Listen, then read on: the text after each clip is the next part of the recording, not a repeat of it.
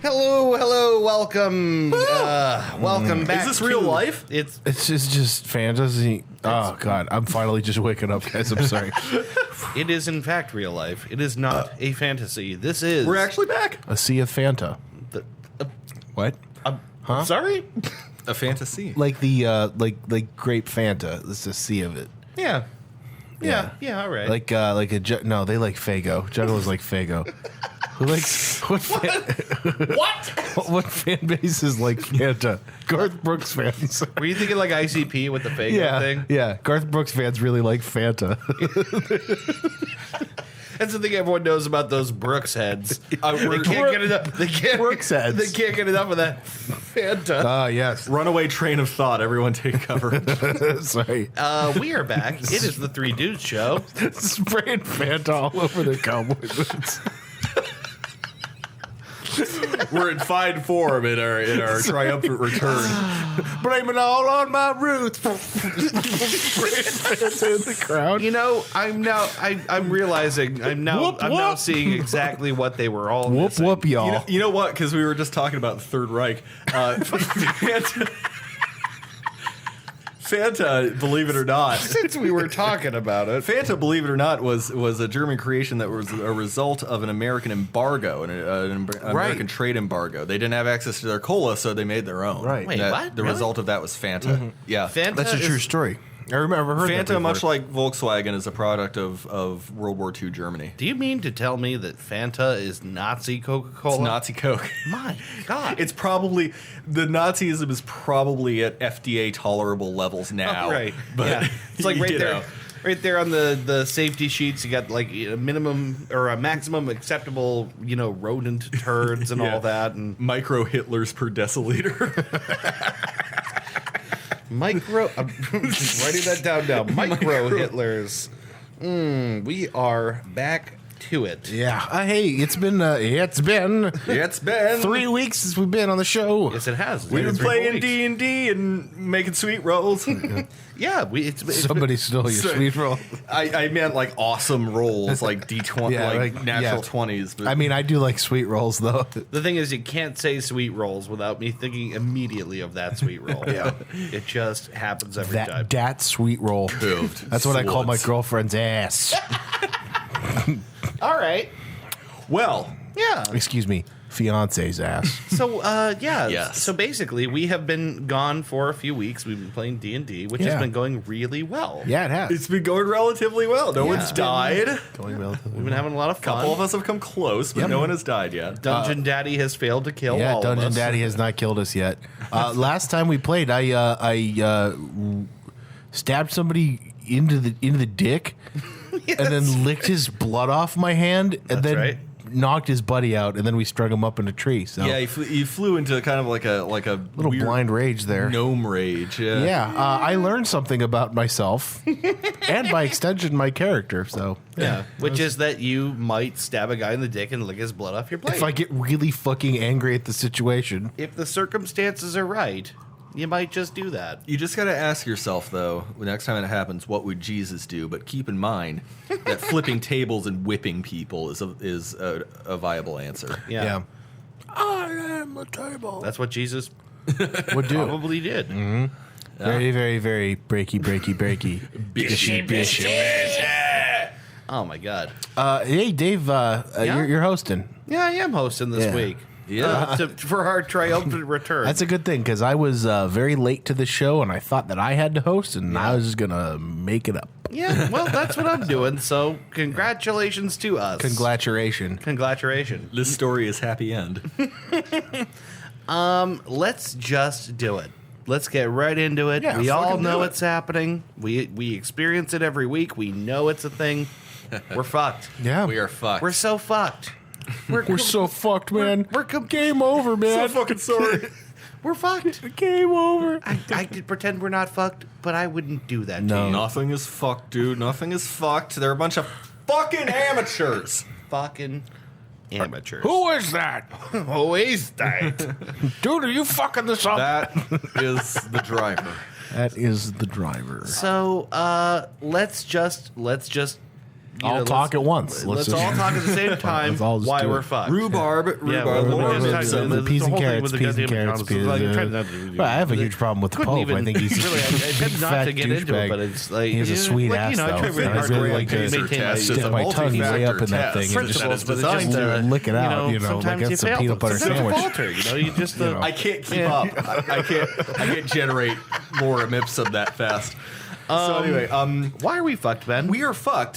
So I want to read you this story courtesy of PCGamesN.com, which the N I assume stands for network because I'm sure PC stands for political correctness. PC Games N. The N is like an exponent that is above the title. I hate that. It's a little trendy looking. It's a little anyway. The point is we're not fucked because of this games journalism website. Or their ethics, which is ultimately what it's about. Right. So, NBA 2K19, courtesy of 2K Games, who has been publishing the NBA games for God knows how long now. They're like the sole... Well, at least 2K. Well, technically EA does NBA Live, but literally nobody buys NBA Live, and there's no reason for anybody to ever buy it because it's god-awful. So, last year, one of the bigger stories in the gaming world was loot boxes, specifically the ways in which EA's loot boxing kind of killed Star Wars Battlefront 2. So much as to get them sued by the European Union, if I remember correctly. Yes, and the Europeans are still taking a pretty hard line on this. And in fact, about a week ago, the Belgian Gaming Commission determined that loot boxes constitute illegal gambling. For the Belgian release of NBA 2K19, 2K was forced to make those loot boxes not available with premium currency. You had to get it with the in-game currency that you'd earn from playing games. Now, they released this statement in response. We are working to comply with the BGC's current interpretation of these laws. As a result, we have made some local changes, i.e. in Belgium, to the My Team mode. These changes are necessary in order for us to accommodate the BGC's interpretation of the Belgian Gaming Act. Alright, a little, subtle little... Yeah, it's a little shade. Yeah. Throw in a little shade. Specifically, sauce. Sassy. Specifically, we'll be turning off the ability to purchase packs with premium currency. 2K says it's having continuing conversations with Belgian officials about the BGC's interpretation of the rules, yada yada. If you agree, in other words, with 2K Gaming, with us, we recommend that you contact your local government representative to communicate your opinion. We will keep the community posted on any developments, and we apologize for any inconvenience. Literally nobody agrees with you, 2K. Literally nobody. The Belgian... Some people do. Belgian probably. gamers have been making their opinions known to 2K Games. Yeah, good. Not to their government. They've been very, very upset by this, by 2K asking them to write their representatives. Thank God for Belgium. Can we just say thank God for Belgium, the people who Belgium's bring us great. Strong beer and nothing else. Yeah, right. My God. Strong beer and lovely blonde women. Yeah. Beautiful, beautiful girl. Buxom. So we are obviously fucked because AAA game companies continue to insist that there's nothing wrong with loot boxes. Sure. Paying real money for what does, yes, amount to gambling, amount to the possibility of a high level or elite reward. It doesn't even feel debatable. Like, it just feels like this is a thing that's like just slightly different enough that people could miss the similarity. It's pretty transparently just a way. It's transparent. It's transparently transparent. It's transparently transparent. It's a way for these developers to make money because they know there are people who are going to be paying that money to get that sort of like rare and exclusive content. Based entirely on chance. It's transparent. There's no justification for like, oh well, it adds to the game. It adds content. It adds fun. It adds replayability and value. It absolutely does not. Wrong. It adds like fierce, obsessive, compulsive purchasing. Yeah, and that's it. And the fact that we're simultaneously fucked and not fucked because of this. Because like I said, the thing has a silver lining. It's that the unanimous response from the Belgian gaming community has been, "Go fuck yourselves, 2K." Thank goodness. Because like they act like this is such a clever idea and people can't see this for the the slimy little fucking money grab that it is. Yeah. And of course we can. Right. Anyone with 2 fucking brain cells and an elementary school education is going to be able to see that what loot boxes actually are. Yeah. Yeah. A fucking goddamn ripoff that yeah. ruined both Battlefront games. I miss when all the content for the game came on the fucking thing and you played it and then you stopped playing it and played something else. Okay, like, well, honestly, DLC's cool, but like why do I have to constantly pump more money into a thing I already fucking bought? If you've been hearing a lot of hype lately, well-deserved hype around Cyberpunk 2077, the reason it's entirely justified and you should be hyped about it because it comes from CD Projekt Red, which is the the Polish development team behind The Witcher. The Witcher, yeah. The Witcher 3 offers like it's DLC. Like, yes, you pay for it, but it's like an entire other game's worth of content. The fact that they the stuff that they do for their players and the sheer transparency that they have with their player base is, like, people are saying, like, it's saving video games. It's saving the idea of, a fun video game where you get exactly what you're promised. What a beautiful and radical notion. Right. The Witcher 3 was widely hailed 2016, I think it came out, right? 2 years ago. Yeah, I think so. Easily, like, game of the year from many, many sources. Yeah. And a lot of it had to do with the fact that content was easy to access. There weren't any fucking loot boxes or no premium content. When they put out DLC, it was like 10 or 15 bucks for something that would double the lifespan of the game. Yeah, right. It's unbelievable As how opposed good to they're doing. 3 Call of Duty maps. Right. And then One of them isn't even any good. right. And then let's be real, none of them are any good. Yeah, right. Yeah. Let's release Nuketown for the 5th time. Yeah, That'll right, get people seriously. in. Nuketown is not Blood Gulch. Let's be real here. Nothing is Nothing is Blood Gulch. Right. So Cyberpunk 2077 has a lot of hype behind it for very justifiable reasons because CD Projekt Red has this enormous reputation now. Yeah. And they built a lot of fucking goodwill over the last few years, haven't they? They're doing a lot to kind of fight back against, like, this kind of loot box bullshit that AAA game companies are putting out, and bless them, man. They're doing real fucking good work. Well, the thing is also, like, so I have to feel like that's sort of, they're not quite an indie dev, but they're kind of an indie dev, right? They're completely indie. Are really? I don't know. Like, they're getting bigger. They have more notoriety, but like they're not a big studio dev. So like, you have to think it's also a little bit easier for them to sort of they don't have, like, probably, I would assume, shareholders. They don't have the whole, like, thing of having to make a butt ton of money. I don't know. I don't know, man. I think they might. Witcher 3 least was investors. a gigantic success.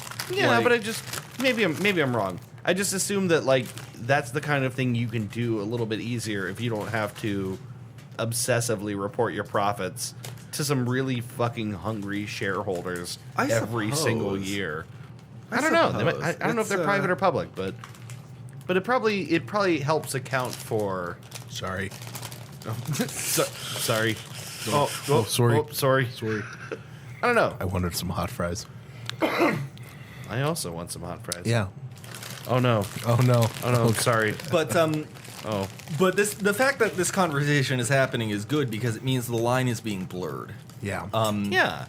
What's the dev? Chucklefish, right? Chucklefish, the guy or The developers beyond Stardew Valley. yeah, Concerned Ape is the main developer, and then I think Chucklefish is publisher. the publisher. Yeah. Chucklefish also did Starbound, which I may have even recommended on the show before. You have, yeah. But it's Starbound's also a great game. The fact that so many people now know about Stardew Valley, and like even me, like I bought the game the other day. Finally, I'm so glad you did. I'm pretty glad I did too. We played a little bit on That's It Farms. That's it, Farms. Yeah. I play as a farmer really named Josh Et. Josh. I play as a farmer named Squeeps, and his favorite thing is fascism. Oh, it helps to mention he's a black dude with a giant afro And sunglasses. who's really into fascism. Yeah, his favorite thing is fascism. You can seems- input your favorite thing. Seems odd. I'm rolling with it. I'm like, part of me honestly can't wait to get back home and play a little bit more of it before bed because my cauliflowers are almost ready, man. I gotta sell those fucking cauliflowers. I got beans. I gotta get those green beans to the fucking forest sprites that are. These aren't your beans. In fact, In fact, these aren't even your green beans. Well, I swear to God, if you don't get the fuck out of here, I'm not getting the reference. It's It's a an very old inside one. joke. That's a deep cut. But yeah, no, it's a game that you can just fall into. For sure. But yeah, the fact that those lines are getting blurred more and more now is a good thing. Yeah, I think so. And the fact that certain AAA developers, Ubisoft being, I think, probably my prime example, are starting to act a little bit more like indie developers. Yeah. In that they're being a bit more transparent. Their money grubbing isn't quite as obvious. Yeah. Well, the problem is that, like, okay, take like EA, classic example. EA will Yeah. take every single dollar that they can get from you, and it reflects poorly on them, and gamers hate them. Yeah. But people keep buying their shit because they're, I don't. you know, but it's Gamers like, hate them. This one weird cheat code will improve your urinary gamers system. hate them. Gamers hate me. But yeah, it's like, you know, people keep buying their shit because they're the big boy on the block. They got the properties that people actually care about. So No, well, they got the NFL, but they've royally fucked Madden up. So nobody even likes Madden anymore. Right. And they don't have the NCAA anymore. They ran Dead Space into the ground, which was like, Yeah. that's a tragedy. it's such a tragedy because it was an in-house effort to make like an original game, and the first Dead Space was incredible. Yeah. I thought the second Dead Space kind of sucked. Yeah, it wasn't that I great. think doesn't it follow that sort of arc of like, you know, the first Dead Space, awesome. Second one, not so great. Third one, pretty good. It's like a check mark shape. You know, truth be told, I never played the third Dead Space. I just know that EA like really capitalized on it and then just kind of Let it go. didn't do much with it. Let it go. They don't do Dead Space anymore. I don't care what the gamers say. Yeah, actual quote Let from the Electronic cash Arts. flow in. These weebs never bothered me anyway. These weebs. All right, sorry. Oh my god. Lord.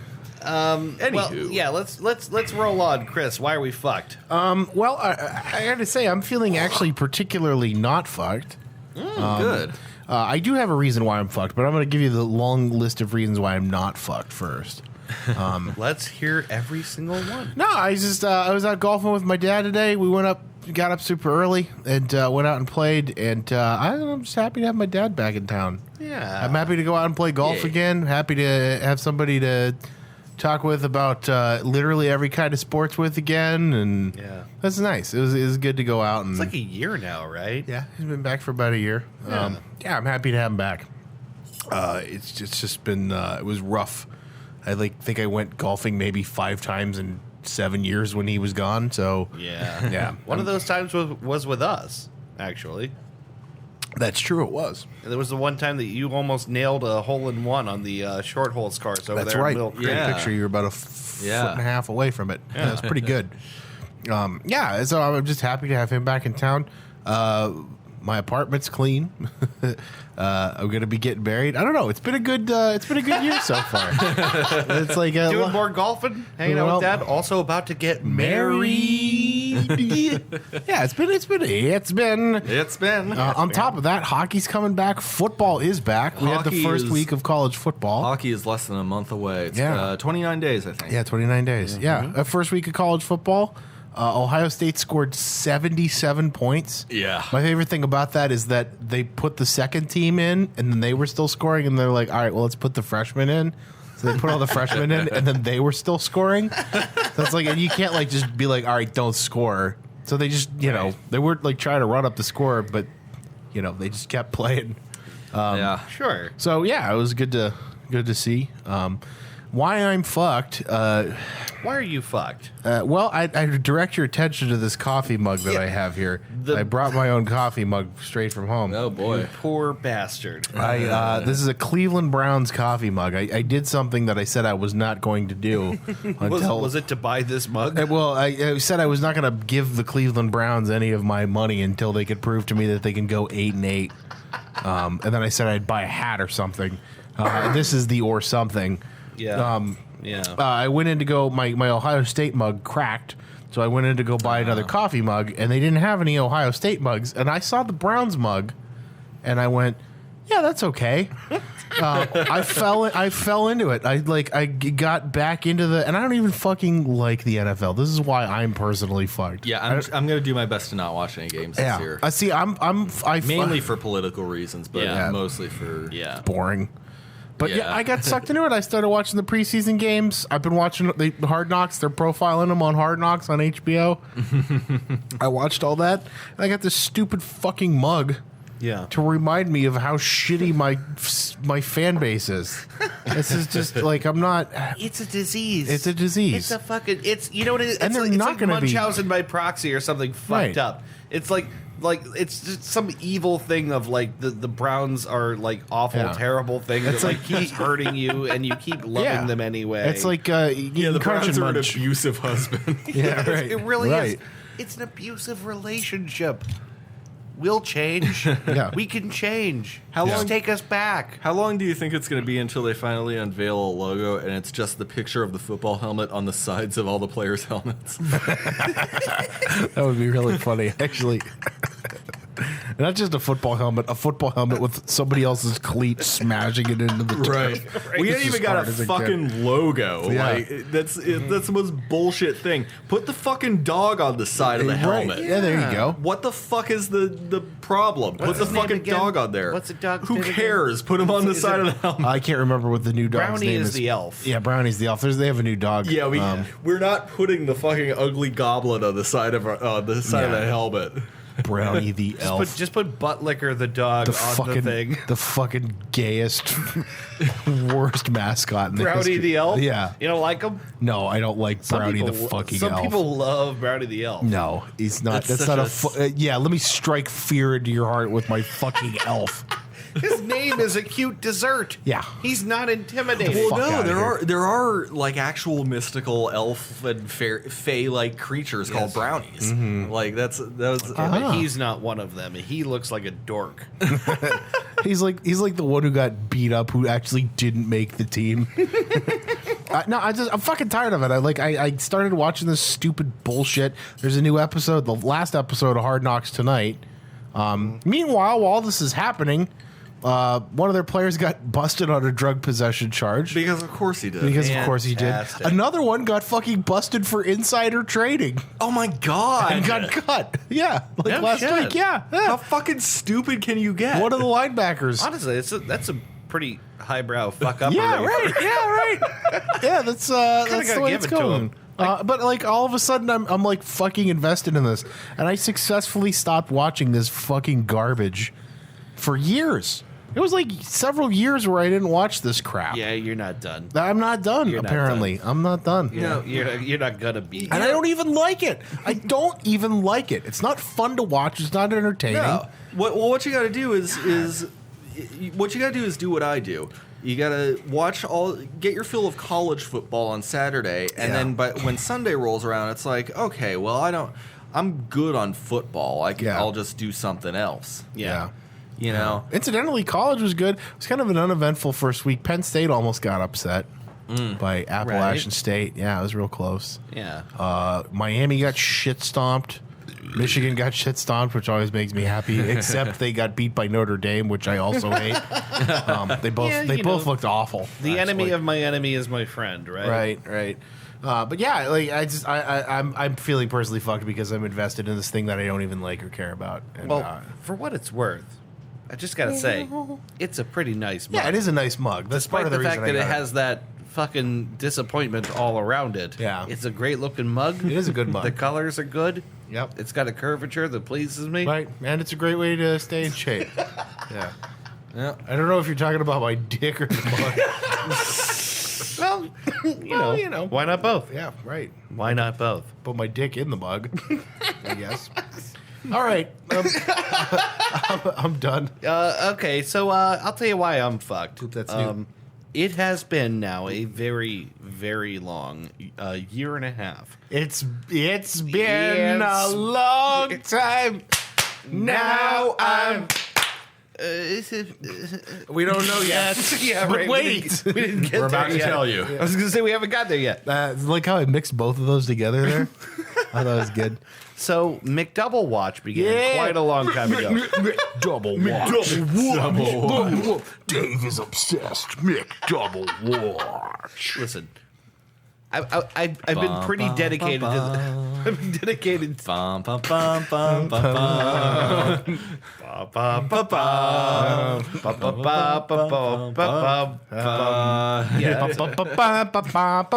bum. This is a tiger ripping down a gazelle. Instead of a gazelle, it's a cheeseburger. It's Mayor McCheese. Mutual of Omaha presents McDouble Watch. Mayor McCheese goes on safari and loses left arm. It's just running with the hat. It's just the shadow. Tiger rips him down. Whoa! See his mustache bouncing as he tries to run away. Behind all of this, the disemboweled remains of Mayor McCheese. Yeah. Flying back. The grimace is on top of a tree. Hamburglar shoots himself in the head. Ba, ba, ba, ba, ba, ba, ba, ba. That's fucking disgusting. Yeah, sorry. Okay, so to recenter on this, I've been fairly faithful for like a year about like, okay, McDouble Watch is on. I'm pissed off at McDonald's. They ruined my McDouble and now I'm mad. That's my whole fucking stupid spat. But I broke my sacred vow. Oh, no. You weakling. I broke my sacred vow, and it actually kind of hurts me You that I should. decided to do this. But I went to McDonald's one day in a moment of weakness, Oh, dude. and I purchased the Cavs dinner box. Yeah. All right. Well, at least you didn't get something stupid like the buttermilk chicken and ranch. Yeah, no, I bought the Cavs dinner Yeah, box. that's what you got to get. Did you? Can I tell you how I felt about it? Yeah. It was thoroughly awful from Yeah. beginning to end. Yeah, I know you're not buying it because it's good. And now Buying it because it's now $12 fucking. Well, the thing is, like, I'm now realizing that it maybe was never good. Like, that's why I'm actually fucked. Not that I bought the fucking stupid box, Yeah, it was never good. but that it actually may never have been good at all to begin with. I wonder if it would be any better if you got the same dinner box in LA. Sorry. You repping the Nash over Yeah. there? You repping that vape Nash? Sorry, I didn't mean it. Go ahead. No, it was bad. Yeah. It was bad beginning to end. I didn't finish all the fries because you don't. You leave them for last because you have all these other things. Mm-hmm. The Big Mac is not good. No, it's not good. No. It's never good. The cheeseburger is not good. No. And the McNuggets, they've changed them. Yeah, they're not good. They're different. They're now. also not good. And How do you fuck up a McNugget? They changed How the are they- breading. They've changed the McNugget, and it's also not good. Oh God, And it already, maybe none of it was ever good, but it's especially not good now. no. You know what you got to do. The alternative to McDonald's that will still make you feel like white trash, but will at least taste a lot better is KFC. Yeah. Yes. It's about Yeah, the same. KFC always tastes good.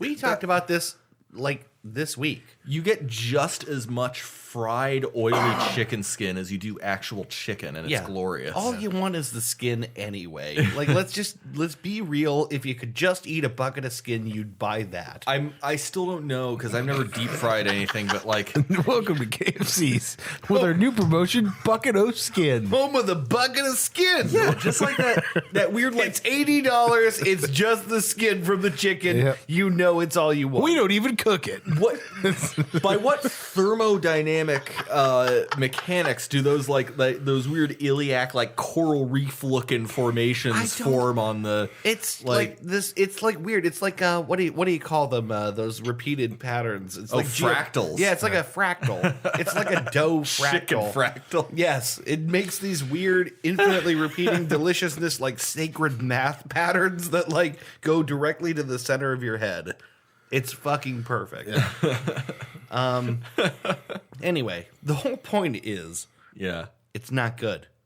No part of the McDonald's dinner box is good. Yeah. Maybe it's never been good. Probably not. I don't think so. I don't think it was ever. It was never.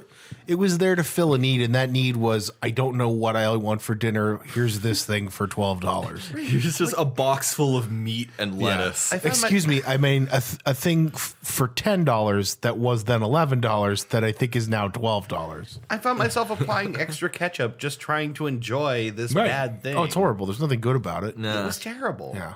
And then I felt like bad and guilty about it. Yeah. Like I felt like this is an evil thing I've done. Yeah. No one must ever know. So this is very confessional. Yeah. Yeah. I'll tell you this. I went to, I'm used to going to Burger King for work because it's close and it's fast. Sure. And I got I do too. I got real tired of eating Burger King all the time. I'm like, I want to do something different because I was just tired of eating it.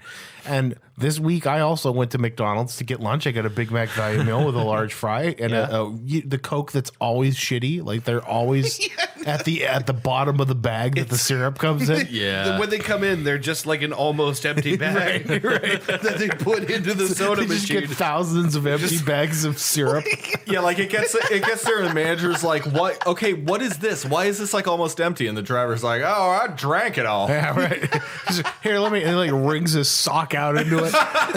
There you go. Yeah, it's good. It's about the right brownness. Yeah, yeah. It's just brown enough and syrupy enough. I don't that's fucking good. put some club soda in it. It's fine. Fucking, I don't care. You don't care. But no, I 1, 2, 3 times 2 to 6. Joseph for your fix of that dirty sock. I don't know. No, I also had McDonald's. I went in and I didn't go in because I'm not a fucking animal. I went through the drive-through.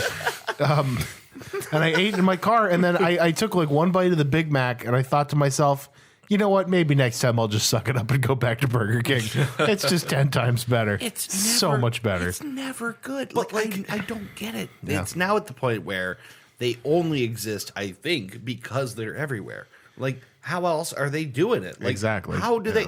How has They fast haven't food been doing evolution not wiped them the fuck out by now? It's on its way. There's more Subways in America now than there are McDonald's. That's true. I will tell you this. Subway's not much better. No, it's also not- not. It's also not great. I'm never happy when I go to Subway. But Subway's in the middle where, like, you're gonna be disappointed. Yeah. You're gonna be disappointed. Regularly. But you can at least like go in and look at the sauces and be like, yeah. You can at least fantasize about pouring an entire bottle of buffalo sauce over your head. I can ignore the shitty white lettuce if it means getting some of that fucking orange chipotle That's sauce. right. on You got to there. go Chipotle. Honestly, real talk, the best sandwich that I've ever ordered from Subway was flatbread with steak, pepper jack cheese, and that Chipotle Southwest sauce, and then if I'm feeling really adventurous, maybe like some jalapenos or something. Make like a real nice breakfast sandwich. But because that steak combined with like if you put like that shredded Colby and the pepper jack on there, Colby. it's actually pretty good. Colby. Get eggs and bacon on there too. You got like a loaded up breakfast sandwich, but the Chipotle sauce is key it's for the key. that You gotta have sandwich. it. Well, let me say this again, though, is like the thing is, like, Subway has ways to navigate and make it okay. Yeah. Like, Right. there's certain things that are not that great. Certain Yeah, because things you that get to are pretty good. customize it. Yes, There's a it's all your certain level choice. of enjoyment there just from building your own thing. McDonald's is Yeah. pretty much all bad. Yeah, there's Pretty nothing. much. There's nothing really great there. To McDonald's credit, though, their spokesperson has never been outed as a pedophile, so there's that. That's true. Well, there was that one incident with Ronald in the early '90s, but I don't think people like to Yeah. talk about it. Oh, you talking about that time he? Nope. Oh, We're not going to talk about it. okay, yeah, it's Yeah. probably not a Yeah, good it's- idea. yeah. We don't want to get hit with a ban hammer from McDonald's. Made a charitable donation to the McDonald Foundation, if you know what I'm saying. Yeah, made Made a pretty large deposit. But now that I think about it, our sponsor, our endless sponsor, Roger Sick Bastard, is probably fine with this. So, Yeah, that's probably Yeah, true. he's got a harem of children. in one torture play place. God. The Roger Sick Bastard Foundation. the sick play instead of Mick. It's the sick play place. Roger Sick Bastard's McDonald's. McDiddles. McNevers. This is weird. This is really weird. Let's take a break. I hate what I've become. Hell, Roger Sick Bastard hired Jared after the incident. Right. Hello. Yes, he's currently working from prison for Roger Sick Bastard. Yep. Just recruiting children. This is the evilest episode we ever did. We're going to take a break no, it's now. not. It's not. Not yet. It isn't. Not yet. Give it time. We'll get there. We'll get Let's take a break. We will be back in a minute with Would You Rather? there. Yeah. Yeah. The main topic for our episode. All right. The main topic this episode is Maine topics. Maine lobsters. All about Maine. All right. Be back in a minute. Bye-bye. Bye. Hey guys, you've been listening to and enjoying the Three Dude Cast. We hope you've been enjoying it anyway, but if you have, mash that like button. Yeah, smash that fucking like button. It looks like a heart on SoundCloud, I think. I Yeah, think something so. like that. And if you really want to hear more of our stuff, You can subscribe to us, Yeah, or rate and review us on iTunes and Google Play. and we're everywhere. SoundCloud, everywhere. we're Yeah. always with you. Always.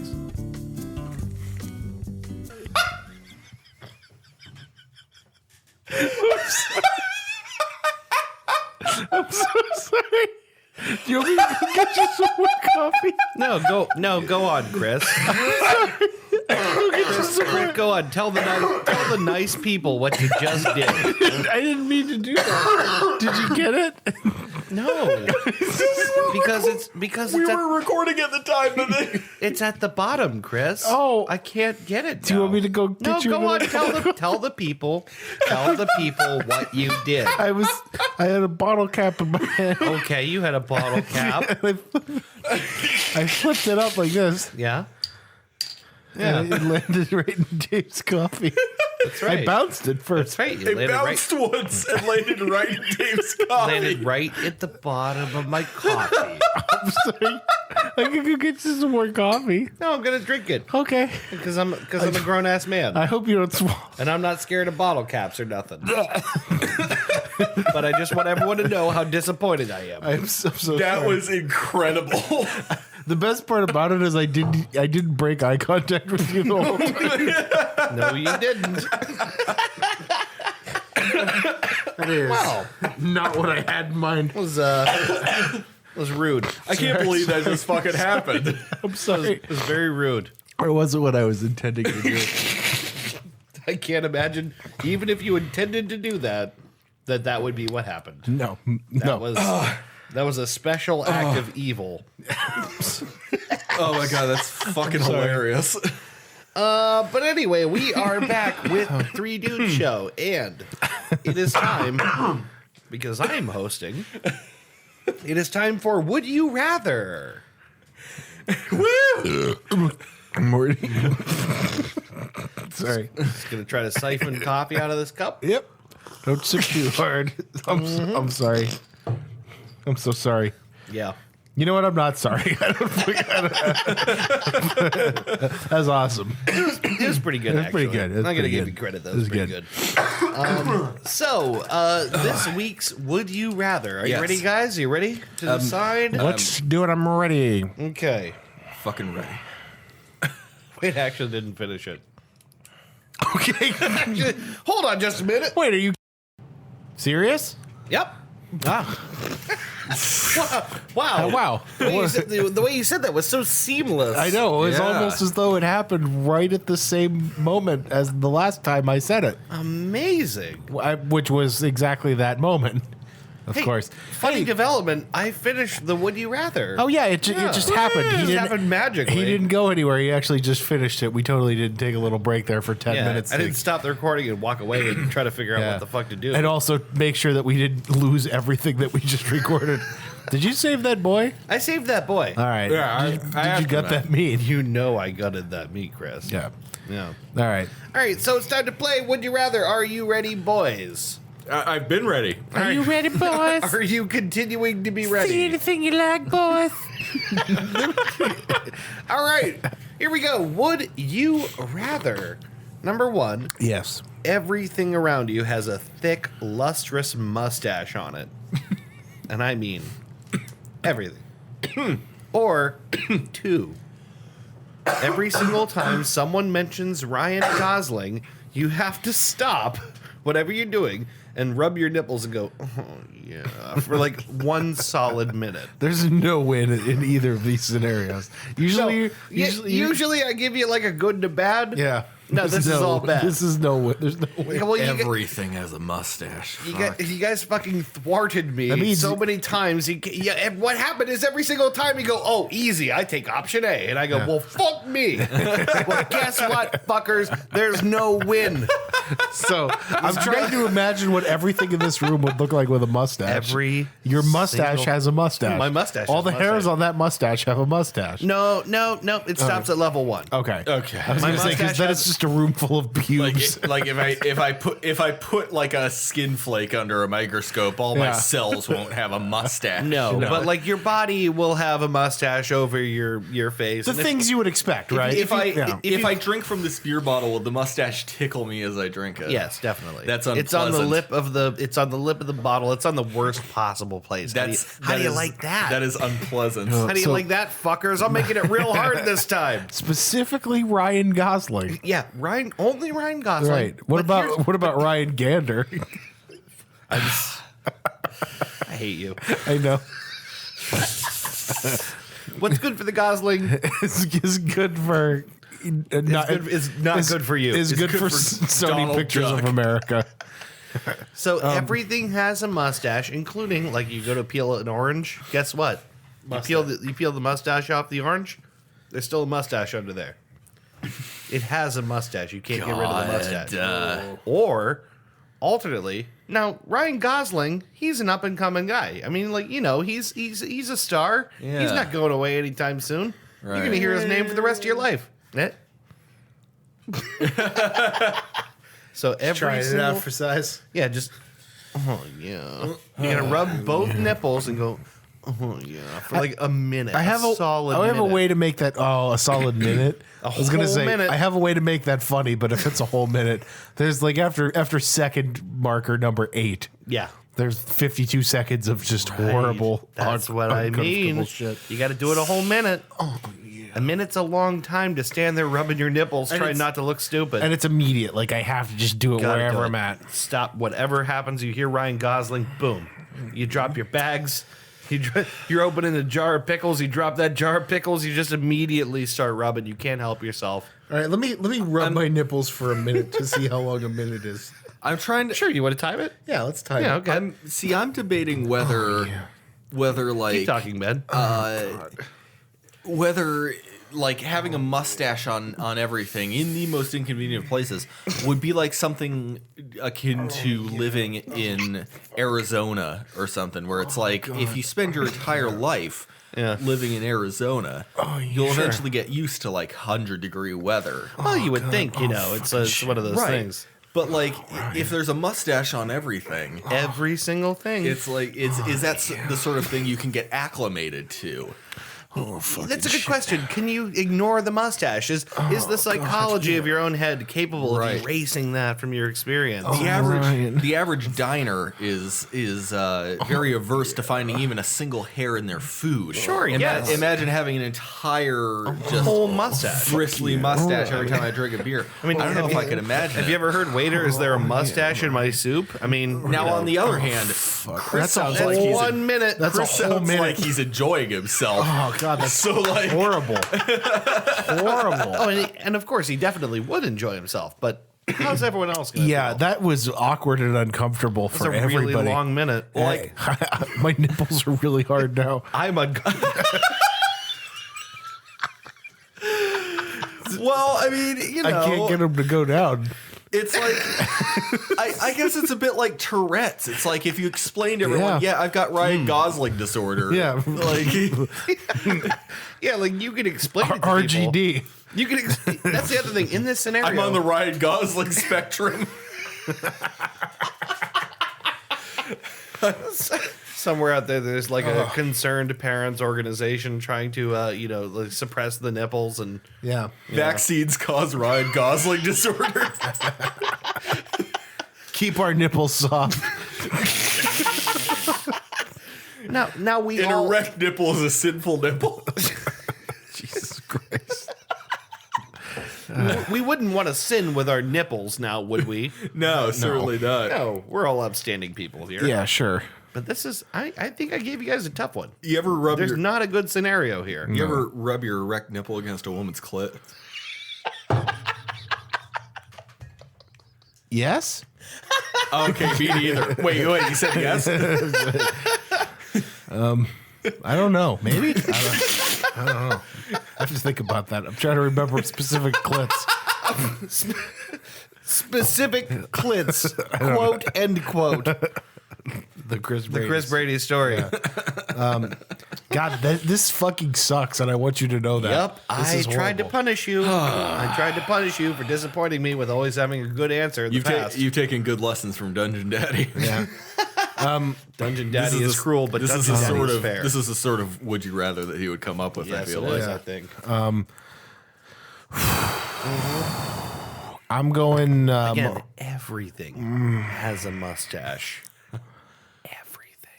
All right, I'm going to go with Ryan Gosling then. I'm changing my mind because I just pictured everything. Everything. Every one of those cheese curls has a mustache. Every cheese girl has a mustache. the bag with which they come in has a mustache. I would never be able to enjoy food again. No, You're right. Yeah, you just ruined You're it. right. Yeah. I can talk my way out of a minute of rubbing my nipples, which I'm doing right now.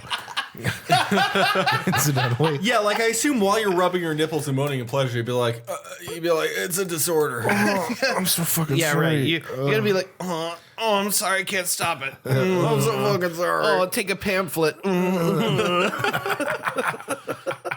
You're like, you always have a pocket full of pamphlets. Be like, Yeah. please read this. I can't help myself.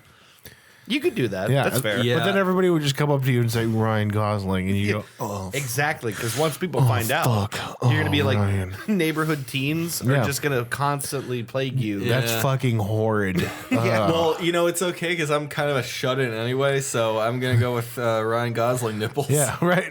Yeah, I think I'm going to too, but I'm not going to be happy about Dog, you need to having fuck off. raw nipples when I'm done. Go lay down, dog. Go Go lay lay down. down, dog. We're talking about nipples. Imagine this dog has a mustache. That's kind of adorable, actually. Actually, it'd be probably better if he had a mustache. He'd probably be wouldn't better. He'd be more. He'd look more dignified. Yeah, he would. Right now, he just looks like again. The metaphor I keep going back to is like just a garbage bag full of old chicken bones. he? All right, so you guys both chose Ryan Gosling. Yeah. I have Yeah. to tell you, That's a hard one. you were right. Yeah. It's the right answer. I think right. so. I think so too. I think so too. Yeah. Everything has a mustache. My pipe has a mustache. That's the thing. I kept thinking Your like fiance has a mustache. Yeah. Beyonce has a And not even beautiful not even mustache. like a fake looking dollar store mustache, Yeah. but like a bristly Tom Selleck mustache. yeah. The thing is, it's full. It's luxurious. That makes it's her look not distinguished. soft. She looks great for a former comedic actor in her 60s or 70s. Trisha P.I. Dan, dan, dan, dan. Anyway, yep, I think you guys chose right. That was probably what I would have chosen. I don't think there's a right answer in this game. There never is. They're both wrong, but that was the rightest answer you could have chosen. So congratulations. Yeah, I think so. So I can at least eat food in peace. I won't have to worry about my ramen noodles having a mustache. every noodle has a mustache. Every noodle has a mustache. Yeah. That's I'm gonna find that in the inside of my next fortune cookie. And then scream loudly. It just kind of like, I'm sorry. So let's talk about the main topic for this episode. yes, Maine. low It's Maine. Maine. One week we should actually just talk about Maine. 1 week. I don't know Select anything about it. I don't think about Maine either. about Maine. Maine. Oh, Yeah. the state of Maine. yeah. We're like the main topic. Maine lobster. Yeah. Maine lobster. Apparently, mining is still like a big industry. in Stephen Maine. King writes a lot of things that Stephen happen in King. Maine. Yeah. Yeah. Buxton, Maine. Yeah. You can mainline cocaine. My Maine. our cats are Maine Coons. Yeah, they're Okay. raccoons from the state of Maine. Right. They're yeah, big surprise. It's a big shocker if I find out like years from now we've been raising raccoons this whole time. I now redact my topic. Let's just talk about Maine. Clearly, we know enough about Maine. Sure. No. Maine is the world's largest supplier of unfiltered honey. Many people say that Michigan looks like a mitten, but Maine looks maybe a little even more like a mitten, and also the end of a turkey leg. I've heard that Maine the looks like rain a in skin Maine- tag. I've heard that oh God, the rain in Maine falls mainly On in Spain. Maine. In Maine. In Maine, where Yeah. Maine is. All the rain is in Maine. Yeah. In Maine. One time, my uncle Tom molested me when I was little. What the fuck? Like real deep. Like he was supposed to be babysitting, but he was doing more than that. It was more like more like the baby was sitting on him. he's more like face sitting. You know what I'm talking about? What in the fuck are you talking Well, the about? point is, when he fled from the law, he went to Maine. I know the capital of Maine is Augusta. I know that Maine borders Canada. That's true. I know that Maine is not the first state, but it kind of wishes it was. Yeah. Delaware is actually the first state, and Delaware is where I was born. Should we just shut it down now? If Maine went lower below sea level, it would be low Maine. all right, know. Maine, All right, Maine's- let's call this. Let's call No, I'm calling it. this. We can keep going if you'd like. No, I don't. I regret my decision. Yeah. That's what you get. Maine, Yeah, it is. Maine is what Latin Americans call close friends. Like, hey, Maine. Hey, Yo, what's up, man? what's up, Maine? What's up, Maine? What's Oh, up, nothing. Maine? My Uncle Tom just molested me. You're the 10th state or whatever. Maine's state motto is we're all out of toner. Maine's state bird is the middle finger. We're all out of toner. Maine's state flower is toe fungus. Moving on. Oh my god. Okay, so Maine's state song is Fire on High by Electric Light Orchestra. this actually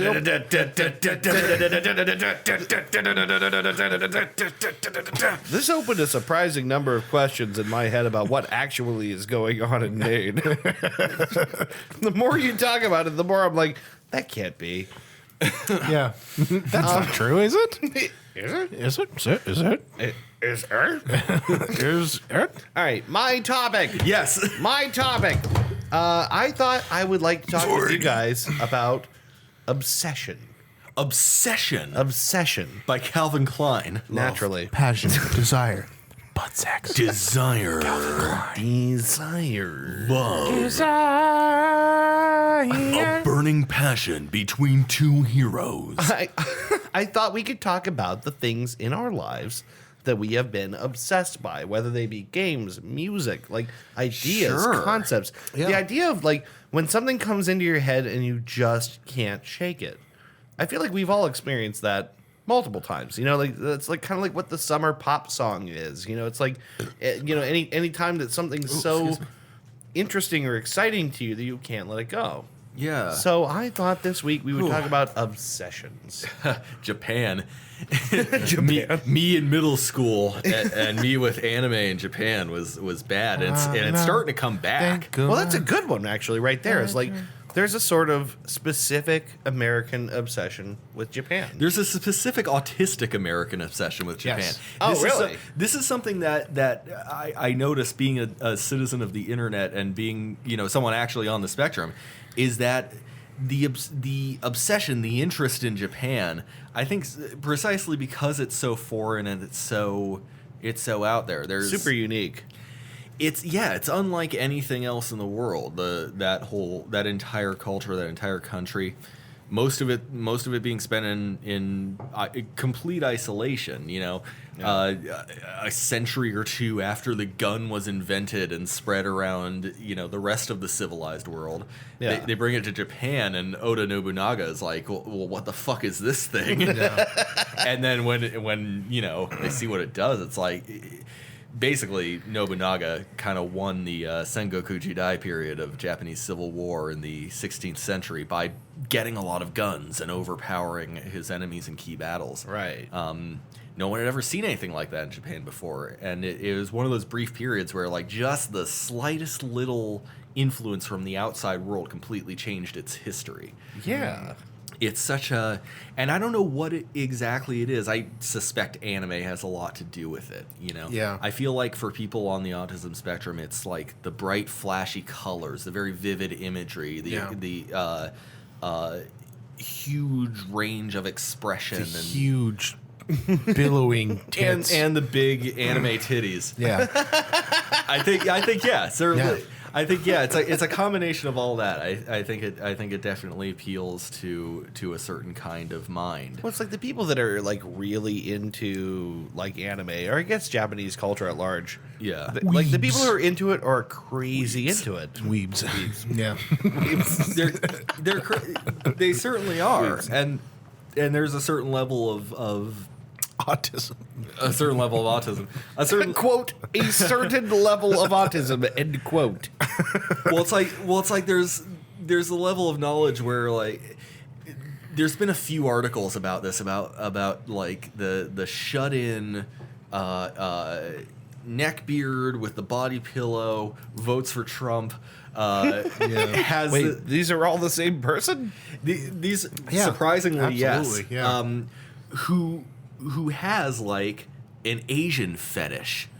Okay. Not just for the culture, but for its women, who believes that, like, you know, the ideal wife is an Asian woman because she's submissive. She's subservient to men, and not actually bothering to learn anything about, you know, how things work across the Pacific. Yeah. There are certain different levels of knowledge about this kind of thing, and I think for a certain kind of person, it just boils down to watching magical girl anime and just kind of assuming a knowledge. Well, that's a good point. Is that like you can kind of try to imagine that you can approximate a culture by what it puts out. Yeah, But that's only That's the a good way first of putting layer it. to understanding. Right. Like what a culture exports is basically what it wants to see of itself. Right.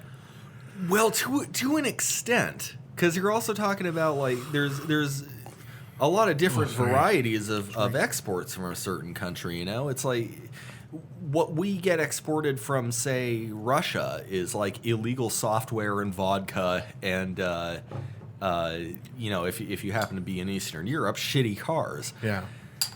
But what what it really takes is doing a deep dive. You know, you can't just be like a passive recipient of what a culture chooses to export. You know, Oh, I meant. Damn it. You try to put that bottle cap back in my coffee? No. Try to put it in your whiskey glass. You son of a bitch. I was watching a couple documentaries not too long ago about kabuki. Sweat. Sorry. Oh, kabuki. Kabuki theater. Kabuki is very fascinating to me. It's super esoteric even to native Japanese speakers because it's done in this archaic version of the language that even modern Japanese speakers don't understand, even if you grow up with the language. But the stories are all so well known that you don't even necessarily have to understand the language to kind of know what's going on. Okay. These are stories that haven't changed over the course of 400 years or so. And they're usually surprisingly actually they're not too different from Western stories. You know, the heroes are usually depicted as, you know, these big and powerful people, and they represent that visually with like large sleeves and a larger sword and like a real intense painted face. Those red markings that you sometimes see on kabuki actors are usually indicative of, like, you know, a righteous anger, you know, the blood kind of rushing up to the face. So the ones with the red painted faces and the, you know, the big features, the ones that occupy a lot of stage space, are usually the heroes. Okay. So it's pretty easy visually to identify the good guys and the bad guys. It's funny because you can kind of like, even if you don't understand it, you can appreciate like it sort of speaks to the universal nature of human storytelling. Right. There's just certain elements that you can kind of just pick up on. Like, Exactly. I feel like even if you didn't understand, you would know what you were seeing. If you watch a stage play of the Iliad and you see like Achilles, this big, strong, handsome guy who like arrows just bounce right off of him and everything, you kind of understand, this is kind of our guy. This is kind of our hero. Between the posturing, the score, the presentation, you know, like there's probably a lot you can determine without understanding what you're hearing. When you see Odysseus kind of scheming and coming up with plans to benefit the Greek army, you understand that this is the resourceful hero. This is the roguish type. Yeah. This is kind of the archetype that we would see in someone like Han Solo or I don't know, maybe like Arya Stark even. This right. Like, this is someone who, you know, the resourceful, clever hero who outsmarts and outwits his opponents. Those sorts of heroes actually show up in kabuki repertoires too. Oh, okay. So it's super interesting to see because it's not something that, like, it's something artistically that Japan is known for, but it's not something that gets actively exported as much. Okay. It's something that's central to Japanese artistic cultural identity, and so it's something you almost kind of have to seek out in order to learn about and understand. It's really fascinating. I still don't get it. Right. It seems like maybe it's not meant to be God. It's just like preserved now. Sure. UNESCO declared it I can't remember what it's called, but they declared it like a cultural hallmark. It's a global heritage thing. See, now I'm sitting here thinking about Japan and about, like, you know, if there is something that lends to the obsessiveness of people towards Japanese culture. And it's reminding me that my buddy who just moved to Japan was explaining to me, because I always ask people, like, what is it about Japan? Like, anyone who knows Japan or has been to Japan, I'm always like, okay, explain to me why Japan is so damn weird.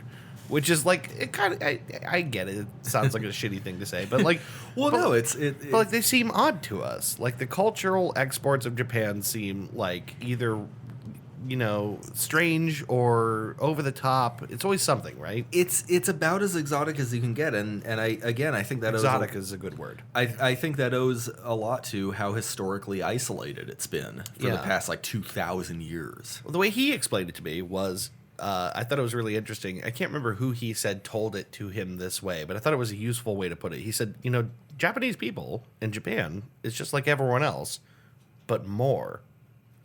Yeah, Japan is where everything is basically a 9 turned up to a 9. Yeah, it seems like just the intensity knob is right. Up a lot. They have it dialed up just a couple extra notches there. Yeah. Which makes sense because, like, you know, like in particular the animation is like you know, more visually intense. The humor is more silly. I remember hearing it described that the Japanese refer to themselves as wet and Westerners as dry in reference to our respective levels of emotional expression. Yeah, I get that. There's yeah, you're absolutely right. It's so much more expressive visually, emotionally, Sexually. breastually. Yeah. You know. Tentacly. Technically, definitely. But I think especially for people on the spectrum, I think that Time Warner is now Spectrum. Redefining what a cable company can be. I think that level of expressiveness, Aubrey and I still do that. That level of Autism? Mr. Autism. That level of expressiveness is really, really easy for people on the spectrum to pick up. And I get that. I think that's why a lot of people gravitate towards it. I get that. Like, a lot of Western culture is about repression. Ultimately, like a lot of what we seek to do is to express things in the most manageable, presentable, Sure. neat and tidy version possible, with some exceptions. Sure. I do see that maybe there's a likelihood that there's no imperative to do that in Japan. Yeah, it's a fascinating thing. It's certainly, as far as obsession goes, is something that I was at one point obsessed with, and now I think starting to get into on maybe maybe a more educated level. Yeah. I still like anime. I'm still watching through JoJo's Bizarre Adventure. Yeah, I gotta watch JoJo. Part 5 is coming out soon. Oh, really? The anime. There's like 8 parts to the manga.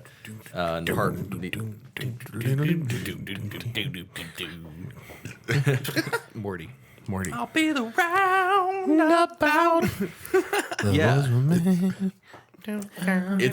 It's cool, but again, like stuff like anime, it's really gotta stand out for me. It's gotta be something like I've never seen before. Well, and JoJo's totally that. In that vein, I mean, I don't know if you guys were beyond it at the point that it came out, but like Pokemon cards, that was. I was right in the fucking middle of it. Yeah. Yeah, I was. I mean, like when that got big, it would have been around. Yeah, it would have been around. Yeah, it's been. It would have been around second grade for me when that took off, and that was like, huge. I still have Second my Pokemon. grade. Second grade. Makes sense. I was in around 5th or 6th grade, so that makes sense. Yeah. I would have been in like 5th grade, I think. Yeah. Sounds about right. That's about right. Second for you? Yeah, I was. You're not that much younger than us. 28. You're 20. That's 3 years younger than me. Yeah. Okay, then maybe. Yeah. Shit. Yeah. Yeah, 28. We're getting old, motherfuckers. We're getting old. I know, man. Yeah. Time doesn't make sense anymore. Yeah, no, it was second grade for me. That's when it got like super crazy, awesome. Tom Cruise blue jeans. Oh, so good. Try to bum the harbor. Incidentally, I learned something. I'm gonna just as an aside here. I learned that as a little joke, Trey and Matt threw into that episode. Yeah. Chinpoko in Japanese means tiny penis. Yeah.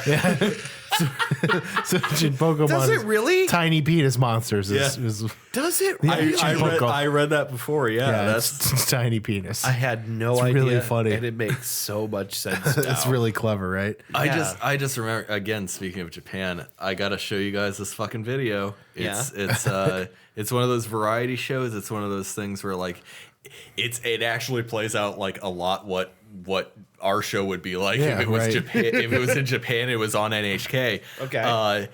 It's the two hosts of this show made a bet as to who would win the Japanese Pro Baseball World Series, and the one guy he lost the bet. So his punishment was to go around this house, living a day normally as directed by like a narrator who was like kind of impersonating his thoughts, like, oh, I think I'll go to the front door and get the newspaper. And so he'll have to do that. But in the meanwhile, the other hosts, there's like 4 other guys, he has to pretend that they don't exist. He can't acknowledge them at all. And they're throwing cream pies at him the entire time. and it's the funniest fucking thing I think I've ever seen in my life. That's It really sounds like funny. impractical jokers for Japan. Really, A bit. It's quite a bit like that. Yeah, we gotta watch it later tonight because it's unbelievably funny. I can't imagine just trying to ignore being hit in the face with cream pie. cream pie. Oh, it's not even in the face all the time either. Like he'll sit down with a newspaper and they'll just throw pies at the newspaper and knock it right out of his hand. like they go really hard on it, and it's hilarious. Well, Japan is the place that gave us hard gay. So Japanese international comedy sensation. hard gay. Go ahead. Hard gay fool. Everybody do yourself a favor. Go on YouTube and just type in hard gay. This is gonna sound like ill-advised advice. No, seriously, just type in hard Go gay. to YouTube, type the words hard gay. Now that dude was a Japanese pro wrestler. Yeah, in New Japan Pro Wrestling. Yeah. Yep. Monster of sports. Yep. Gotta give it to him. Got to give it to him. He was a real wrestler and a huge fan favorite. Yeah. Japanese international comedy superstar. Hard gay. This is something I've really wanted to research, is like, how do the Japanese view like homosexuality or same-sex marriage or like transgenderism or like any of this stuff? I don't know. From what I understand, they're super cool with it. Yeah. Yeah? Yeah, that's another thing that, again, my buddy Mike. If you're listening, Mike, I hope you're doing well in Japan. But he just moved there a couple of weeks ago, and that was one of the things that, you know, I always, like I said, I have questions for people either when they've gone or have been or are going to go to Japan. I always want to know everything because it's just such a different culture. Well, because especially in easternmost cultures like China, Japan, even Russia to a large extent, the family and the community is super important. And if you're not like raising a family, if you're not producing a family, it seems like to me that would be like an impediment that would be looked down on. I could be totally wrong about this. This is what one person told me. Sure. B, obviously, you can be gay and raise a family now, which is a thing that probably couldn't exist, like 20 years ago, 30 years ago, 40 years ago. Sure. 80 years ago. Yeah.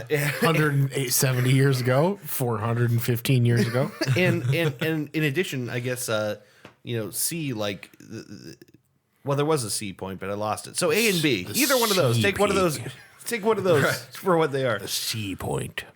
Yeah. Well, maybe C is like the general creeping in over the decades of Western culture and Western values, and I just think like the there's increasingly liberal acceptance of the thing is the whole quote unquote alternative lifestyles, liberals. or whatever we call it. what we have here in America, the whole anti-gay thing that continues to exist is like largely religious. Yeah. More than anything. Sure. Yeah, but religion is, it's so ingrained in this part of the world. Well, right. That's what he's saying. Like, Yeah, what I'm saying is that Christianity in particular has been hijacked to sound very anti-gay by lifting just a handful of passages and using them, as like a repeated mantra. And it's I don't think that and exists in other places. The way that it does. Well, it's also largely not the wide held belief, I think. I think for most average Christians, Muslims, Jews living in this country, it's they couldn't care less. They couldn't care less, right? I think we're looking at like generalizing. I think probably the loudest 10% of America has a problem. Yeah, right. Exactly. Of which a significant portion of those, unfortunately, tend towards government jobs. Yeah, right. I didn't really think about that. Like looking at you, Rand Paul. in Japan, for example, the largest religious demographic. Looking at you, Rand Paul. Here's looking at you, Rand Paul. If you don't run as a Republican, you're gonna hate yourself. How about we, maybe not tomorrow, How about we but soon and for the rest of your life. knock on back to my place and maybe lock snakes? Play it again, Mitt. Lock snakes. Play it again, Mitt. Play Little Pink Houses. But yeah, like you look at Japan, the largest religious demographic is Shinto Buddhism. Yeah. And I have no There's not a religious imperative within As Buddhism far- as I far know we it. know. As I know it. Or in Shinto, as far as we know. I know fuck all about Shinto except that it revolves around spirits. If you're listening to this and you know more about this topic, please fucking let us know that we probably sound pretty ignorant. We are ignorant Westerners. I know the barest minimum about Shinto Buddhism. Yeah, right. I know the rituals that are incorporated into like traditional things like sumo involves a lot of Shinto ritual. Yeah. Kabuki involves a lot of Shinto ritual, like before, during, and after. Coitus. Johnson?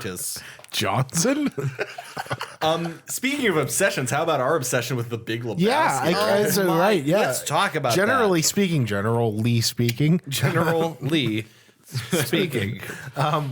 I've seen the Big Lebowski Yeah. hundreds of times. I think I've seen it like 20 times. 20 times? I'm probably about the most I've actually watched. I'm over 100 times I've seen the Big Lebowski. I've seen it a lot. I was changing clothes the other day, and the line kept running through my head. Can you remove your shorts, Mr. Lebowski, please? No, he hit me in the face. I understand. Can you remove your shorts, please? That movie. Okay, there's just pounding the Every time I hear that song on the radio, that movie in particular, and there's a handful of movies that occupy this space where Pulp Fiction. Yeah, Pulp Fiction is probably one. For me, The Usual Suspects. Yeah, I love The Usual. I've seen The Usual Suspects many, many times. Does not get old. Kaiser Swordfish. Or The Game, actually. I love the Game. Oh yeah, Triple H. Yeah. I'm sorry. Time to play the game. You know what? I think that for movies like that, I get really into them. The Big Lebowski is one. The Matrix is another. Yeah, that sort of more harken back to like specific times or memories in my life that I look back very fondly on. Yeah, the Matrix being, any time in middle school where I was like, oh yeah, like fucking fuck the system. Yeah, I'm sitting here going, the Matrix, middle school. Anytime I wanted to just murder everyone that I knew. Sure. yeah, absolutely. Just murder every person. And then the Big Lebowski for like all those times when I'd go bowling with my dad. Back in the day when they still had like those old wood paneled cigarette vending machines. Oh my god. Life used to be great, didn't it? When you Make used to have America smoke again. Right. That's what I'm saying. When you used to have to write down all your bowling scores manually, like I still write them down manually. I still prefer to write them down manually. Of course you do. There we go again. Big Lebowski jokes. Yep. Big Lebowski jokes. But the Big Lebowski, I think comes in at a time when we as children in the early to mid 90s got like these brief glimpses of adult life in the 90s, and the Big Lebowski sort of pulls the curtain back on that and sort of gives us a sense of retroactive nostalgia. Yeah. I think it's kind of, the thing with the Big Lebowski is you have a guy who is totally self-sufficient, who like needs nothing or anybody, and is yet still a total child and a fuck up. Yeah, sure. It actually kind of blurs the lines between childhood and adulthood. You know what I was just talking with someone about? My favorite part of the dude's characterization is when his landlord comes along and says, "Hey, I got my gig at the and like we already know, like it's gonna be some weird artsy thing. It's gonna be some weird awkward experience." And without any hesitation, Jeffrey says, "I'll be there, man." Yeah. Like he's totally willing to support his friends and just be cool, and it's so nice because you would totally say no to that thing. Yeah, right. I mean, I got a thing. I got a thing. Oh, it's my great uncle's barbecue. But that's what's so great about that little bit of characterization. It's like he doesn't have any illusions. He knows he doesn't have anything else going on, so he's just like, well, why not support my landlord? Right? He thinks it's very clear that the landlord thinks the dude is like the coolest guy he's ever met. Right. So it's he might be. He might actually be. Very well be. I always liked that scene because it really characterizes a dude as like, someone who's willing to give and to help out and to support the endeavors of people he knows. just by showing up. You know? My favorite thing about the dude in that movie is that he takes things from other people and tries to pawn them off as his own. Yeah, like his Dialogue other people's specifically. expressions. Dialogue specifically, which is something that if you watch The Sopranos, Tony Soprano also did, and Walter White also did in Breaking Bad. He started adopting things of the people that he killed or the No people. crust. Yeah, no crust. He drinks his whiskey without ice. Yeah. After Mike dies. I mean, Walter White to me is like he's like a wet lollipop. Yeah. That goes around picking up lint and dirt and grime and filth of everything that his life becomes. Oh, Like that's he goes great. into everything That's and, great. and takes on a part of it. Like it's the whole point of his character. It's very characteristic of a person who is too one way or the other for the world that they're in. Yeah. You know? And so they kind of have to adapt as they go. Yeah. But yeah, The Big Lebowski and Breaking Bad certainly, I would say, are obsessions for us. A big one for me personally is for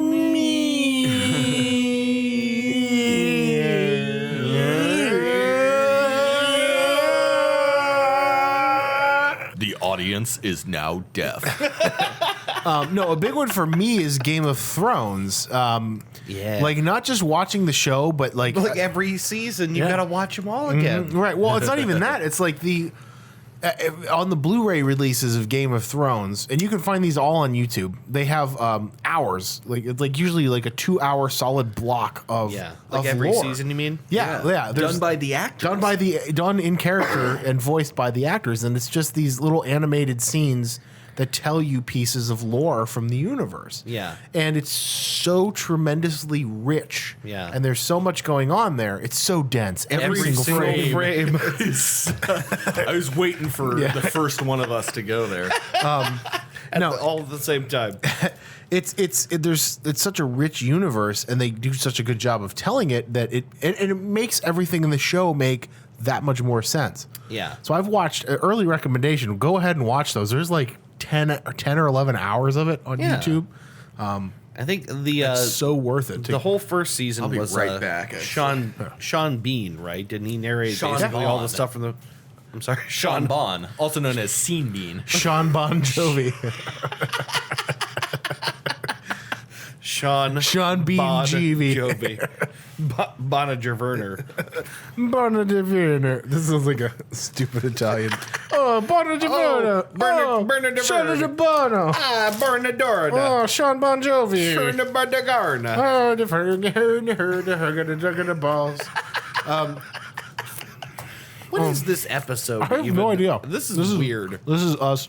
This is like Blue Balls 3 dudes. It's like our girlfriend was like Our collective girlfriend. like we got fucked, and then like she just stopped fucking us for a while, and now this 3-week later episode of 3 Dudes is us just exploding This episode is all weeks over of, her chest. weeks of pent up Semen. semen. Comedy semen. Comedy in quotes. Comedy. No, but let me get the cheese off of my teeth. God, this is hateable. Sorry. No. But yeah, It adds so much to the actual show when you go back through and watch it, because a lot of that stuff makes sense. yeah, In context when you go through it. yeah. I know that. And I went fucking nuts for those. I'll like once a year I'll go back and watch those again from the beginning just to remind myself of all the little pieces. While we're talking about Game of Thrones and Obsession, can we give a little shout out to Alt Shift X? Oh, fuck yeah. Alt Shift X, you've seen his videos, even if they don't come to your mind immediately. He's a guy who does Game of Thrones theories. Did that whole half-hour analysis on Azor High. Yeah. Yeah. So he does these, I mean, like when the show's going, he does them like every week. Mm-hmm. And he did a really very artful layout of what is what was known as R plus L equals J, Yeah. which is essentially the idea that Jon Snow's parentage is what Rhaegar and Lyanna. Yeah. So Rhaegar, Right. It's Targaryen, probably and Lyanna not a Stark. spoiler at this point. At this because, point, the like, show's confirmed it yeah. thoroughly. Yeah, that Jon Snow's parents are Rhaegar Targaryen and Lyanna Stark. Yeah, but there was a time where this was not, knowledge for people who watched the show. So this was like an argument you had to make, and it was made very artfully and with a ton of details, supporting citations, stuff that was outside the novels, and even like little bits of sort of lore and all that. My favorite part of that is the fact that it shows that Ned Stark was willing to lie, to break his honor in order to protect someone he loves. And the fact that we see that at his execution, when he lies and said he was conspiring against the throne to protect his daughters. How far can one person be willing to go to protect, a secret because they said they would? Yeah. Well, Ned Stark, as you say, he protected that shit for like 20 plus years. Warden of the North. I mean, really think about that. Like, I would so save my head before I would keep a secret that didn't seem to matter to me anymore. Right. Yeah. Yeah. Right. Yeah. It's Ned Stark's honor extends far enough that he is willing to betray his own personal honor to defend the people that he loves. Yeah. Well, I mean, it's his nephew. You know what I mean? Like, he's sticking up for his nephew. Yeah. Because he knows that any king is going to immediately. Fat ass is gonna. Yeah, right. Yeah. Have Jon Snow's throat cut. Gods, I was strong then. I caved in his breastplate with my warhammer. He looked like a guy who would wield a warhammer. Lancel Lannister, who named you? Some fool with a stutter? So, slight change of topic here, but not quite. What is a song you've listened to 1,000 times? Something that just like a song that you got Over and into so over much and that over you again. just couldn't stop listening Baba to O'Reilly by By The The Who. Have you guys heard The Who? it. They rock! They're unbelievable. Young Americans by David Bowie, and also Mama Told Me Not to Come by Three Dog Night. For sure. Really good answers. Yeah. Really good answers. I would Obsessed. I would Yeah. say Keep On Loving You by REO Speedwagon. Yeah, it's one of Trish's favorite songs. And Learning to Fly by Tom Petty and the Heartbreakers. Yeah. Nice. Which only got more intense the weeks after he died. Yeah. I think for me, it's In My Life. Featuring that excellent George Martin keyboard solo. Yeah. And also Videotape by Radiohead. Oh, yeah. I remember, like, in particular, that one, I was, like, going through a breakup, so I was like, I'm sad. Put on sad things. I'm sad. I'm a big, sad, stupid fuck. You're feeling good. I'm going to cry and eat cookies. No one love me anymore. I listened to Videotape easily 100 times in one night. Did you listen to it on a cassette tape? No, I did not. Did you watch the music video on a DVD? No, it was all internet. I'll also tell you for a long ass time in middle school was Blue by FL65. Oh, listen up. And then up. Here's the story. and then for a while after that, and maybe even still to this day, Scatman. That's I love that song. That's a Scatman's the great shit. song, and I don't give a shit what anyone says. That dude's life was like an upward trend, and he lived the dream, man. Scatman John made his stutter. Everybody stutters one way or the other. So check out my message to you. How about Lou If Bega? it's a stutter or a scat, don't let nothing hold you back. If the scat man can do it, brother, so can you. I'm a scat man. I'm a scat man. See, I'm more of a piss man. I'm a seaman man myself. every time he goes, I'm a scat man. I'm like, that hasn't aged Maybe well. just put that in the bin there. He sounds real proud. I'm a scat man. Jubba-dubba-dubba-dubba. What about Lou Bega? 1, 2, 3, 4, 5. Everybody. We learned together recently. I don't know if you were here yet. We listened to a whole bunch of what Lou Bega has been up to since. Oh yeah, here's the thing about He's He's still really good. Here's the thing. He's actually doing it. great. This is true. Lou Bega had a long career doing mambo way before that song came out and is still doing it today. Yeah. He's also like a member of somehow every nation in the world. Like he's German, he's Ugandan, he's like what do we discover? He was like born to like a German father and like a something crazy. There's like 8 nationalities rolled up into his whole history. Yeah, he's kind of possibly Israeli. I can't remember. Yeah, Just like the Third Reich. What? No, not the Third Reich. No, go ahead. No, I'm sorry. I just realized. But no, yeah, like Lou Bega's kind The of Axis. Lou Bega's kind of a citizen of the world, which was surprising to us to find out. Like Tom Hanks. Now he What the belongs fuck are you talking about? the A man ages. of the people. Oh my Good god. night, sweet prince. I don't know what I'm talking about. You know, we never do. Doesn't Yeah, matter. That's all right. We never do. Yeah, no. Just like Tom Hanks. So let me ask you a question about obsessions. What at what point does an obsession stop being good and start being bad? When it's involving a significant other or someone that you're pining after, and it gets really weird. Oh, you mean like a romantic interest that Yeah. becomes But creepy. it doesn't necessarily have to be Like like my a, Uncle Tom. Why did you have to choose Uncle Tom? That I don't confused know. me so much. No. Oh, no. Oh, I yeah. was like Uncle Tom's cabin. Yeah, probably a really poor choice of uncles. could have been any. Could have been any uncle. Uncle. Well, it doesn't matter. Robbie. It doesn't matter. He's in Maine now, so it doesn't matter. I actually have an Uncle Robbie, so I'm gonna not. I actually do have an Uncle Tom also. Do you really? Surprisingly, he's white. Maybe not surprisingly because I'm also white. I don't know what I meant by that. But beyond personal obsession, Every Tom who has ever had a nephew has been black. He's the exception. he is the exception. He's Eastern Pennsylvania. He's about as white as you can get. Yeah. This is a weird episode. So well, like beyond personal obsessions, like Yeah. at what point does like an obsession with something that isn't about a person become bad? Like When you dedicate most of your time to it. Yeah. When it's a compulsion and you feel the need to engage in it well, at will. well, like what if it's making you money? All right. You talking about like jacking off on the internet? Well, no, god damn it!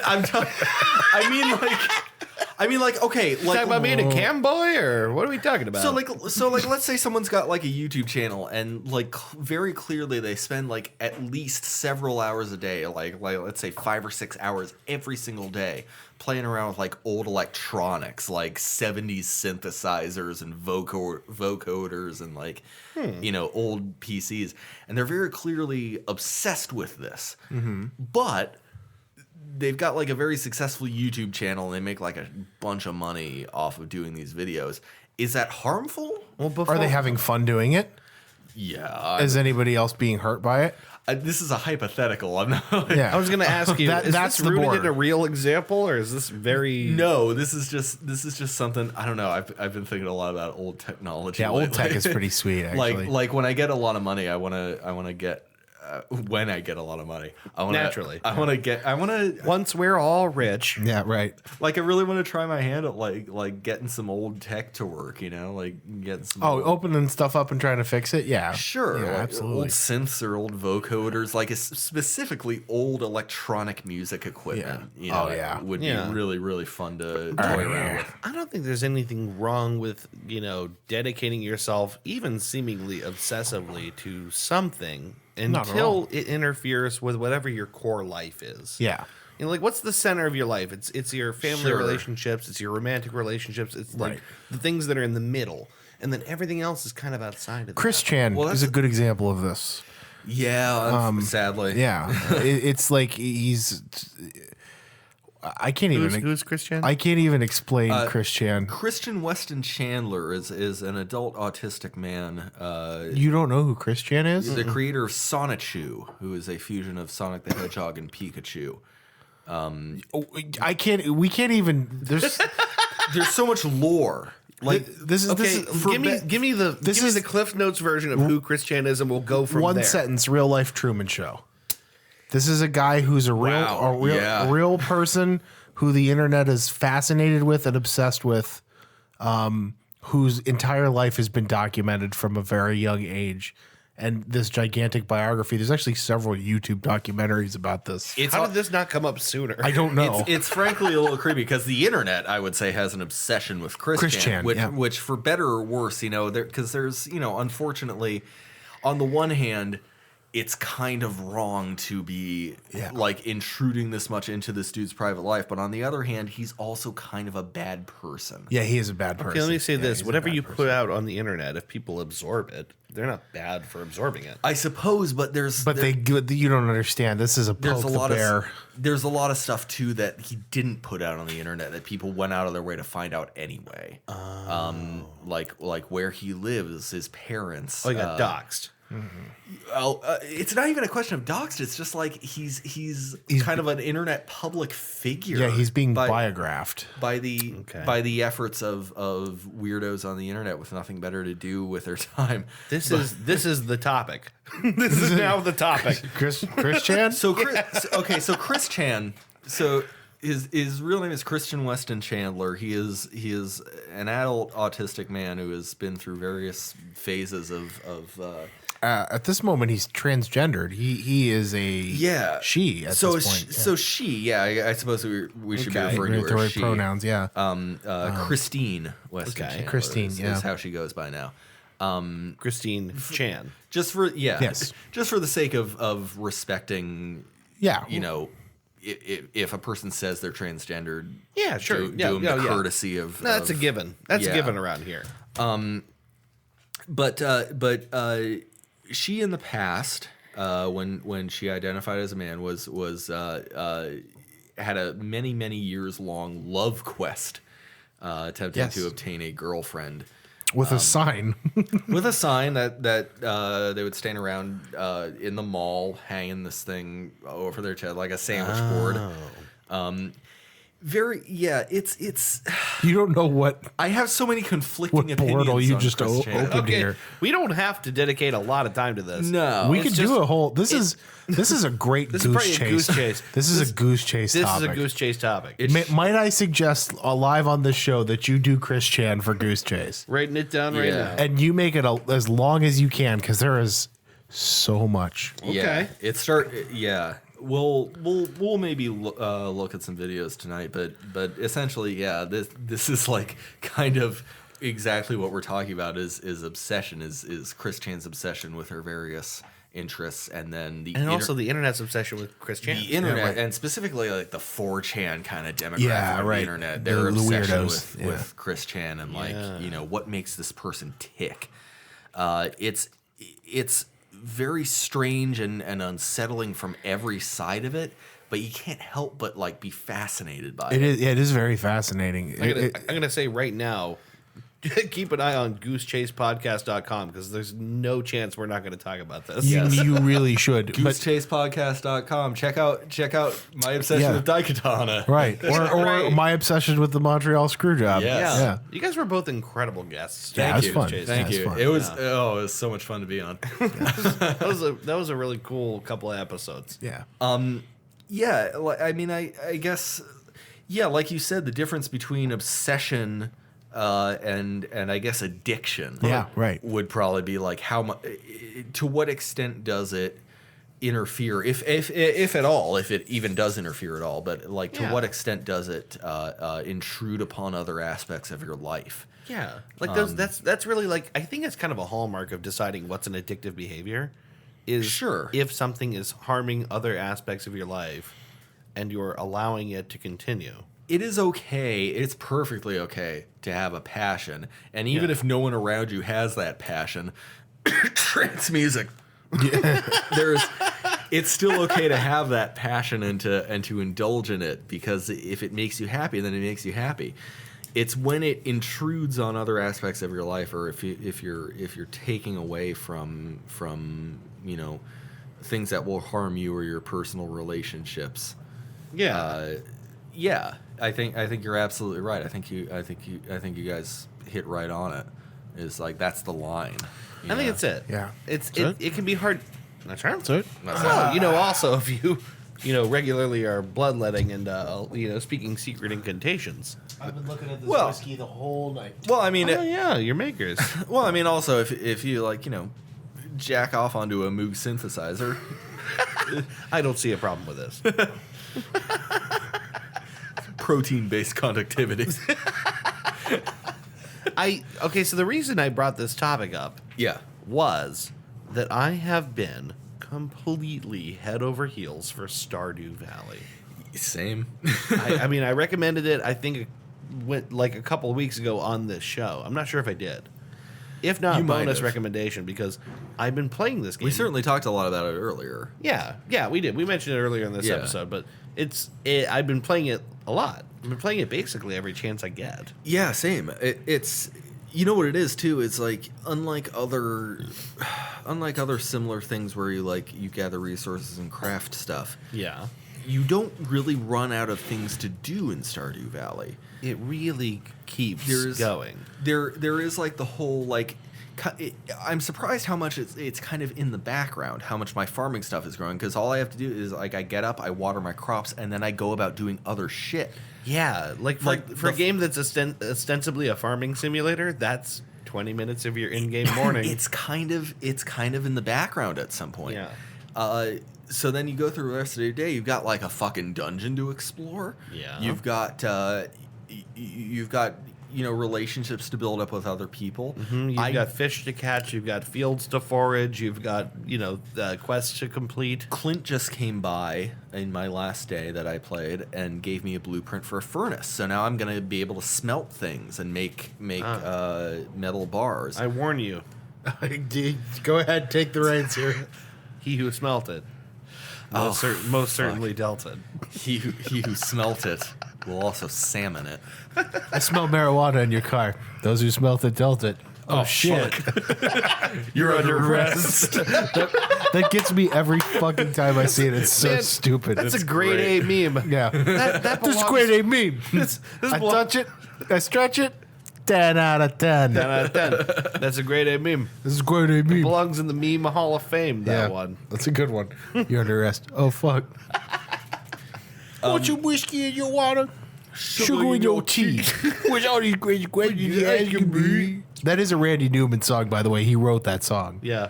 Oh, Yeah, It sounds like one. Three Dog Night did the famous version of it, but Randy Newman actually oh wrote my it. God. You move in, you move out. Hands up or hands down. Pick up, pick up. What the fuck you gonna do now? Keep rolling, rolling, rolling, rolling. So let me ask you this. Should I buy Stardew Valley? Is it worth it? Oh my Let me work it. Oh my God. For a $15 game where like you will never run out of shit to do, yeah, it's totally worth it. All right. I wanna become friends with Pam. Pam is... Luckily, all you gotta do is buy her beer. Yeah. It's a shame Pam beer is is so goddamn expensive. If you guys want to meet my mom, I can have her come on the show. Pam is the game's in-town alcoholic. It's super obvious. And here's the other thing about Stardew Valley is like, on the surface, everyone has a sort of a cute, quirky character. They fit into the town's ecosystem a certain way. They, they're like very specific archetypes. When you get into people's stories, they get vastly more complicated. So like, there's some people that I still haven't gotten to that point. well, the more you meet people and know about them, you realize there's some pathos, there's some passion, there's some pain behind like pretty normal seeming towny folk that are just ostensibly there for you to like make hearts with, and Even Willie? the fisherman. The old salt. Well, I don't. want to be friends with Willie. I'm a level 5 fisherman now. I'm super fucking good at it. I went crazy on fishing in the game, and Yeah. I don't know Willie that well, so I No? can't tell you that much. See, I don't know him that well either. He's a very secretive old salt. I cannot recommend this game enough. I'm going to have to get it. Is this going to be part of your recommendations? No, this week? It already is at this Yeah. point. Well, when you walked out of the room, I was saying this is kind of a little bit of a bonus recommendation because Yeah. I'm not sure if Boner. I mentioned it the last time. It's my Yeah. penis. It's a little bit of a boner recommendation. It's my penis, which is a little bit of a boner. A little bit of a boner. The Obsession, Chris Brady story. Obsession as it relates to video games, though, too, I think is a finely tuned science with how it has to do with how often the game rewards you for things that you do. Yeah. And especially like we were talking a few days ago when Aubrey and I were over here about mobile games and how much they reward you for like just logging in every day and like doing simple shit. We even talked about it when we were playing Stardew Valley. Funny enough. Oh, that's right. Yeah. Yeah, you're right. Pokemon Go. Pokemango. Yeah. Pokemango. It's- Pokemon Johto. Yeah, effort with reward. It's like, you know, the more often you see rewards, the more likely you're going to be like, yeah, you know, this is a rewarding experience. I'm getting something out of it, so I'll come back to it more often. Yeah. Video games are designed in that way now to sort of build that obsession, to sort of build that love for the game and that love of getting rewards. Yeah, which actually kind of is, it's a little unsettling because it's like, how much are they gaming you? It sure that is you insidious. don't know.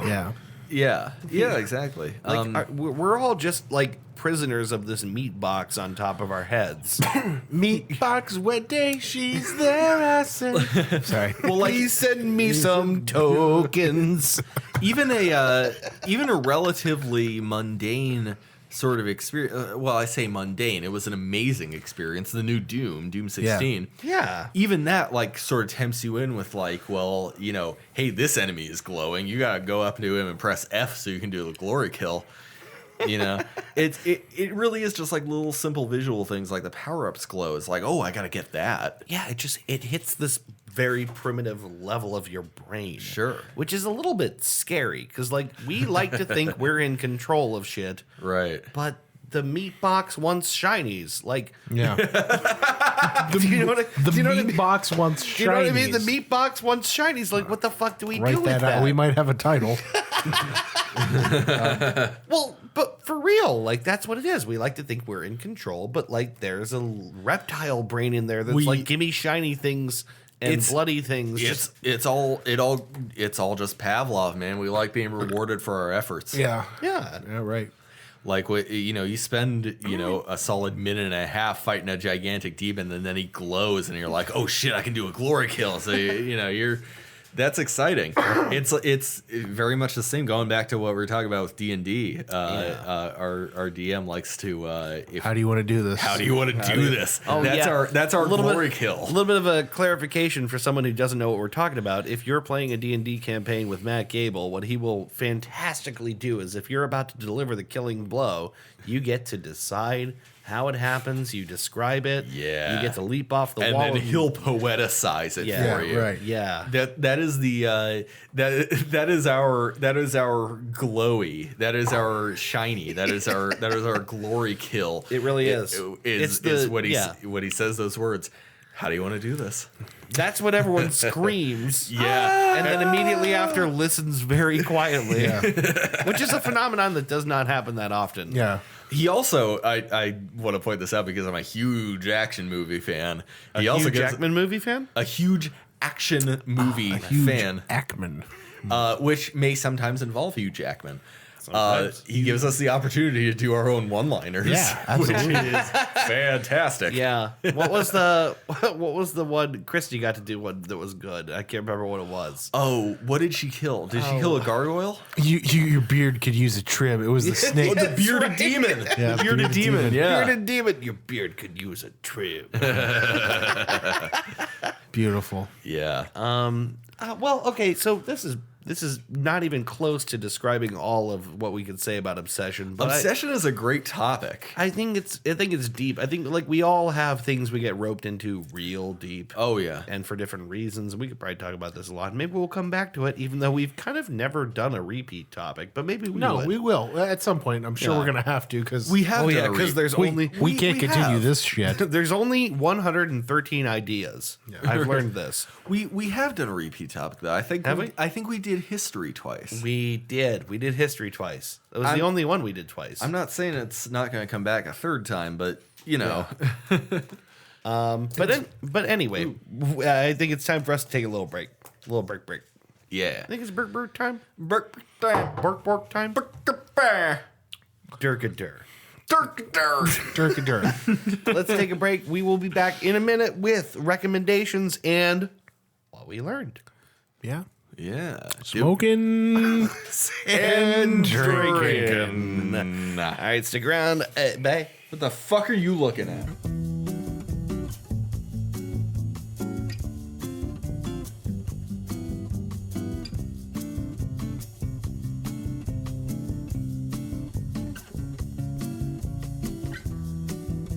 Don't let me forget. We gotta watch that pie video. Oh yeah. That'll be- Yeah, about pies. yeah, I the Japanese thing. Yeah. Oh yeah, the one with the pies. Yeah. Yeah. Anyway, I completely forgot about the one with the pies. The one with the pies. I'll show you. But anyway, We are back. Ready for smoking and drinking. All right, so today Slurping and dorping. Sharkin and Dolphin. Today I smoked a butt ton of crack. Yeah? Let me tell you all Yeah. about it. You have It was very good. Do you have any crack left? Oh yeah. I smoked an entire heroin. I smoked a full brisket. There's a reason they call it dope.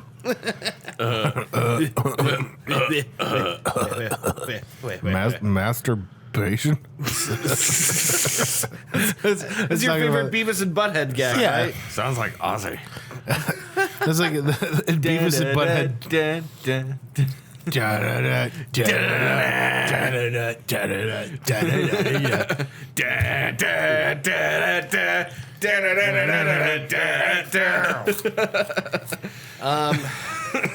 It is time for recommendations. Recommendations. Yeah. And let's start with me. Yes. All right. So today I watched a horror movie, which is probably pretty well known, but I've never seen it. I've heard the name. An inconvenient truth. Supersize me. Yeah. Mr. Megorium's Wonder Emporium. My big fat Greek wedding. Jack and Jill. Spanglish. Jiggly. It's all. Oh, I was gonna say it's all. When Adam Harry Sandler met movies. Sally. So what I watched today was, and it's on Netflix. Shaving Ryan's privates. Goodwill Hunting. Oh my god! Ishtar. Chariots of Fire. Okay, sorry. I watched. What did you watch, David? I watched It Follows. Ah, yes. Have you seen It Follows? What does it No. follow and what is it? It Follows is a horror movie about what it really is. Okay, so what it's probably actually about is there's like subtext to the movie. But what the concept is, A movie with subtext, you say? I dare say there's subtext to a movie. How novel. I know. They really were. They broke. Where's the mold? See the mold right The here? mold right here. They just Well, but only shooting stars can break the mold. As we've learned in the Book of Smash Mouth. The Book of Smash Mouth. And lo did the Lord smasheth thy mouth. Dude, Ben Stiller is in that music video for some reason. is he really? Well, because it was Oh. part of the OST for Mystery Men. Oh, was it really? That Yeah. explains it. Holy shit. I mean, we associate it more with Shrek, but Yeah. So, So anyway, it follows. It Follows is a horror movie which it starts off with like a girl who, it's just like a high school girl, and she's got a boyfriend, and she's it's like this sort of coming of age thing of like, oh, okay, he clearly wants to have sex, and I'm not sure if I want to yet. Sure. And then they're just sort Fucking of I prude. know. What a little slut. Fucking dare she Jesus. deny me sex. so what happens. I'm such a nice guy. What happens is they have sex because that's how 'Cause- things right. normally go Right. in Yeah. real life. Yeah, because I mean, the man deserves Naturally, sex. for being kind to the woman and Right. showing her attention. Right. Naturally, he She deserves- needs to take her bra off and let him suck those little titties. Son, I'm trying to see the whole titty. Really hope people are hearing through the irony on this one. Yes. Especially Yes, I this would. one. Yeah. But yeah, so they have sex, but then immediately after, in what is a really upsetting scene, he like chloroform rags her Oh. while they're in the car where they had sex. Already doesn't sound like something I want to watch. Nope. And then as she wakes up, she's now duct taped to a chair under a bridge. Ugh. And he's explained to her, I'm not going to hurt you. I don't want to hurt you. Please don't be scared. But here's what's going to happen. Oh, he said please. That Sure. makes it okay. Well, he might not have, but I did. And he says, here's the rules. You're not going to believe me, but what happens is it follows you. It's going to follow you. It can be any person. It looks like any person. It can take on any form. Oh, fuck. It always, but it will follow you no matter where you go. And it's slow, but it's not stupid. Don't let it touch you. Don't let it get close to you. It'll try to get close to you. constantly be moving. Sometimes I think that it takes the form of the people that you love because it wants to hurt you. But it can be anything. It can Jesus be anybody, Christ, this sounds horrible. And he's explaining this to her, and she's duct taped to a chair. And then she sees a nude woman approaching under the bridge, walking slowly and deliberately, and her eyes are sort of bloody underneath, and she's just walking, and he runs with her. He takes the chair and he runs away to the far end of the under the bridge, and she's still walking very slowly towards God him. almighty. And then he runs with her again, and they go to the other side. And so this is the setup for the movie. It's a thing. This is the setup. This is the setup. This is the first 20 This is the minutes. setup. Oh, the first 20 Jesus. minutes. It's a thing that This is a grandma. you contract. You contract it sexually. Ugh. And once you have it, it's a thing that you see no one else sees, and it will follow you. And you can drive across the country if you want, but it will eventually walk to you. And it will eventually get you. It can take any form. It can be anything. Oh, God. That sounds horrible. And the only way to get rid of it is to pass it on to someone else. I remember being a little kid, like 6 or 7 years old, and I was on a camping trip. And out of curiosity, I peeled back the bark on this old stump, and there was this fucking worm, like this shelled centipede, like not even a centipede. It was like I keep hitting things. It was like armored. It was like a long beetle. It was like yay thick and Yeah. yay long, and it was just all coiled up. And it reacted when I pulled it back. And it was like, Oh, God. this. And so I like put it back. And for like a month, I was worried like it was gonna be angry and it was gonna track me down. Okay, it was well, now I think it's going to be angry at me. it was gonna slither its way just along need- the fucking highway, and just it was need it gonna to be find okay where I with me. live. I just need it to be okay with me right now. It needs to be I okay was with me. so freaked out. It was the biggest fucking insect I've ever seen in my life. But that's actually a very similar thing. It's like something Yeah. that can only move so fast. Something like essentially that seems, Yeah.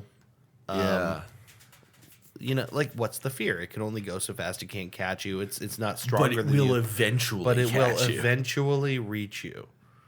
Yeah. That's a really scary idea. And I think they did a great job with this movie of like, it could be anyone. It could be your dad. It could be your dead grandma. It could be anything. But it will eventually get to you. And when it does, it will destroy you if you let it. right. So Where did you watch it at? it's on Netflix. Okay.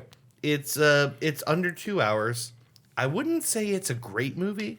Yeah, but it's a horror movie. It's a horror movie. But conceptually, it's really interesting. The concept is incredible. Highbrow. Yeah. Just the idea of you can get in a car, you can go across town, and you can hole up in a house, and it will take walking time until it gets to you. And when it gets to you, it will break a hole in the window. It will come into your house, and people around you won't see it. They won't know what you're freaking out about, but it will get God. to you. Everyone will think you're crazy. Like, it's a really good idea. Highly recommend It Follows. Again, it's on Netflix right now. Watch it. That's it. That's it? That's that? That's it. So, Ben, what do you recommend? So this week I'm going to recommend an album that I'm sure all three of us have probably heard, but for anyone that has not happened to have heard the album Bone Machine by Tom Waits. Yeah. I recently re-listened to the entirety of it, and God Almighty, is it one of the fucking finest things I've ever heard. Tom Waits at his Tom Waitsiest in Bone Machine. That's actually a very accurate description of that. Waitsy. Which is, Tom Waits has this weird. I would almost describe Tom Waits, especially with like Heart Attack and Vine. I would describe him as like carnival folk. Yeah. Okay. But he has this strange like really strange blend of imagine Tom Waits as a blues carnival shrouded in meat smoke that rolls into town one day, serenades you serenades you with things that make you question what you're doing with your life and then vanish away in that same puff of beef scented smoke. It's funny, you're saying carnival folk. Beef smoke. I'm thinking like sideshow punk. Sure. I don't know if that's even remotely the same thing. I would say that's equally accurate. Yeah. Bone Machine is made in a really unsettling fashion where they use the entire space of the studio and use very basic instruments like tin pots and guitars with 3 strings and all this strange shit. Yeah. That makes these really unique and distinct sounds, and somehow music comes out of it. Yeah. Somehow soul. Again, it's like blues. It's a bit like the blues, but if guitars were all made out of sheet metal and they were all rusted long ago. Yeah. That's what Bone Machine sounds like. It's got an equal level of fucking awesome songs that just make you feel great, like Going Out West and Black Wings, and then these sad ballad type songs like Little Rain and Dirt in the Ground. It's a kind of album that you think should be sad, but in reality it's just sort of it almost illustrates like this weird interconnectedness with all the little sad out of the way parts of the world. Like it if you're lonely, it'll make you feel less alone. I think is what Bone Machine does for me. Yeah. Going Out West, I think, is my favorite track on that album because it gets me pumped up no matter what I'm doing. I know karate and voodoo too. It's such a crazy fight. I got a hole in my roof in the shape of a heart. It's got all these crazy fucking like rockabilly. God, what did you just call it just now, Dave? I called it sideshow punk. Sideshow punk, sure. Yeah. It very much is like a combination of punk rock sung by some kind of carnival freak. Yeah, right.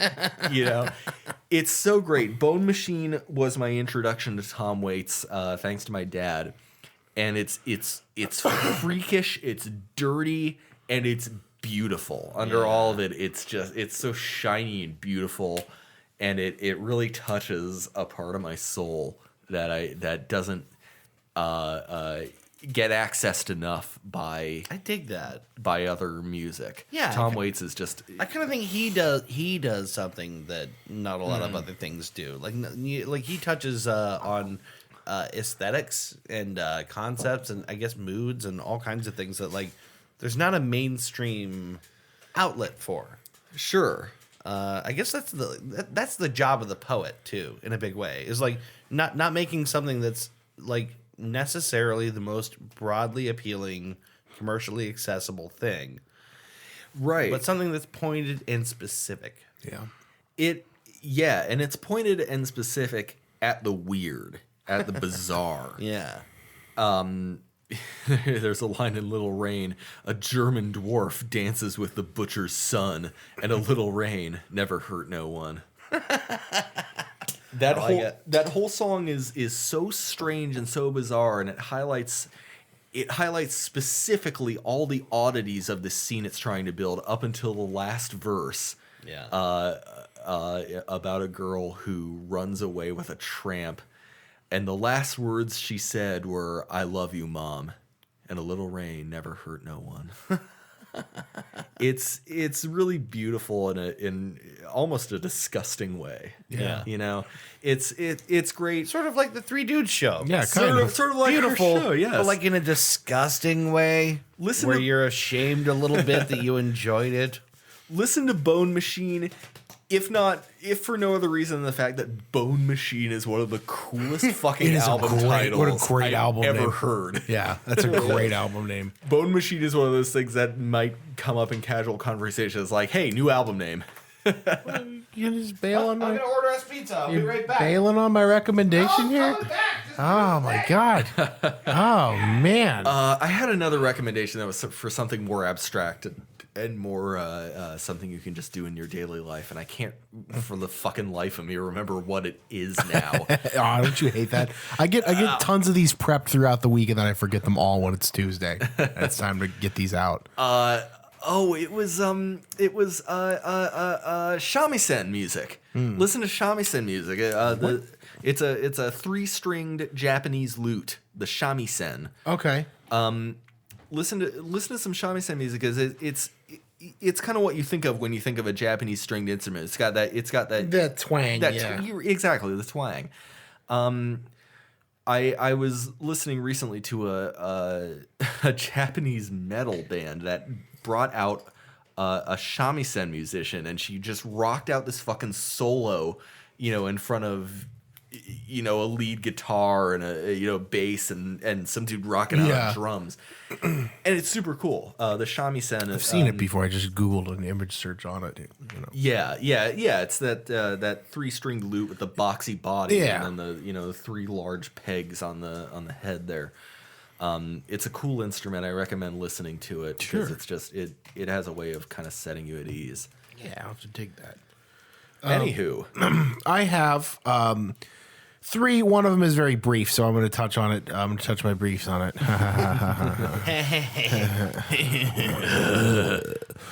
We're at Better Call Saul season 4. It just started a couple weeks ago. We're already fucking halfway through it, which is really sad because it's really good. It picked up right where season 3 left off. Yeah. Ben, I know you haven't watched any of. I haven't watched Better Call Saul yet. I know I need to. I'm gonna keep this spoiler free at this point. Dave, you remember how season 3 kind of ended with a bang, right? I certainly do. Picks up right where it left off. Fucking awesome. We're starting to see Jimmy McGill is very slowly, actually not even slowly at this point. He is rapidly becoming Saul Goodman. Right.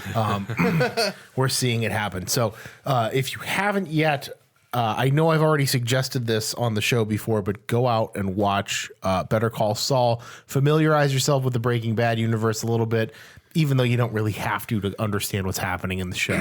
Yeah, it certainly helps. It I helps. guess. Like anyone who's watching the show now who hasn't seen Breaking Bad, won't know too much about Mike because Mike shows up in Better Call Saul, right? Yeah. So does Gus. So does Tuco. So does Hector. Right. The entire Salamanca cartel. And it adds some subtext to appreciate what these people become. Yeah, but sure. it doesn't hurt the show to not know, but it adds something. My favorite new character would have to be Nacho, right? Ignacio Varga. Yeah, Nacho. Very good story. Very good storytelling. Great acting, too. Yeah. Better Call Saul. Like I said, I know I've already recommended it before, but check that out. I also have an album I want to recommend. Ben, I think I already recommended this to you. It's an album by... the group, I guess, is called Mad Villain, but the rapper, MF Doom. MF Doom, yeah, Fuck yeah, yeah, hell yeah. he is the best way I can describe MF Doom is that he's an indie rapper, UK indie rapper based out of the Bronx, who is a supervillain. That's his MF is Metal Face Doom. He's modeled after Dr. Doom. Dr. Doom mask. Yeah. So he's a supervillain. And he partnered on this album with producer Madlib to form the group Mad Villain to do the album Mad Villainy with one of the coolest fucking album covers ever. I've listened. Show us it. I've listened to certain songs of Doom's. Several of which I believe were courtesy of Mad Villain. All Caps is one that I'm fond of. Meat Grinder is my favorite on that record. This is the album cover for Mad Villainy, incidentally.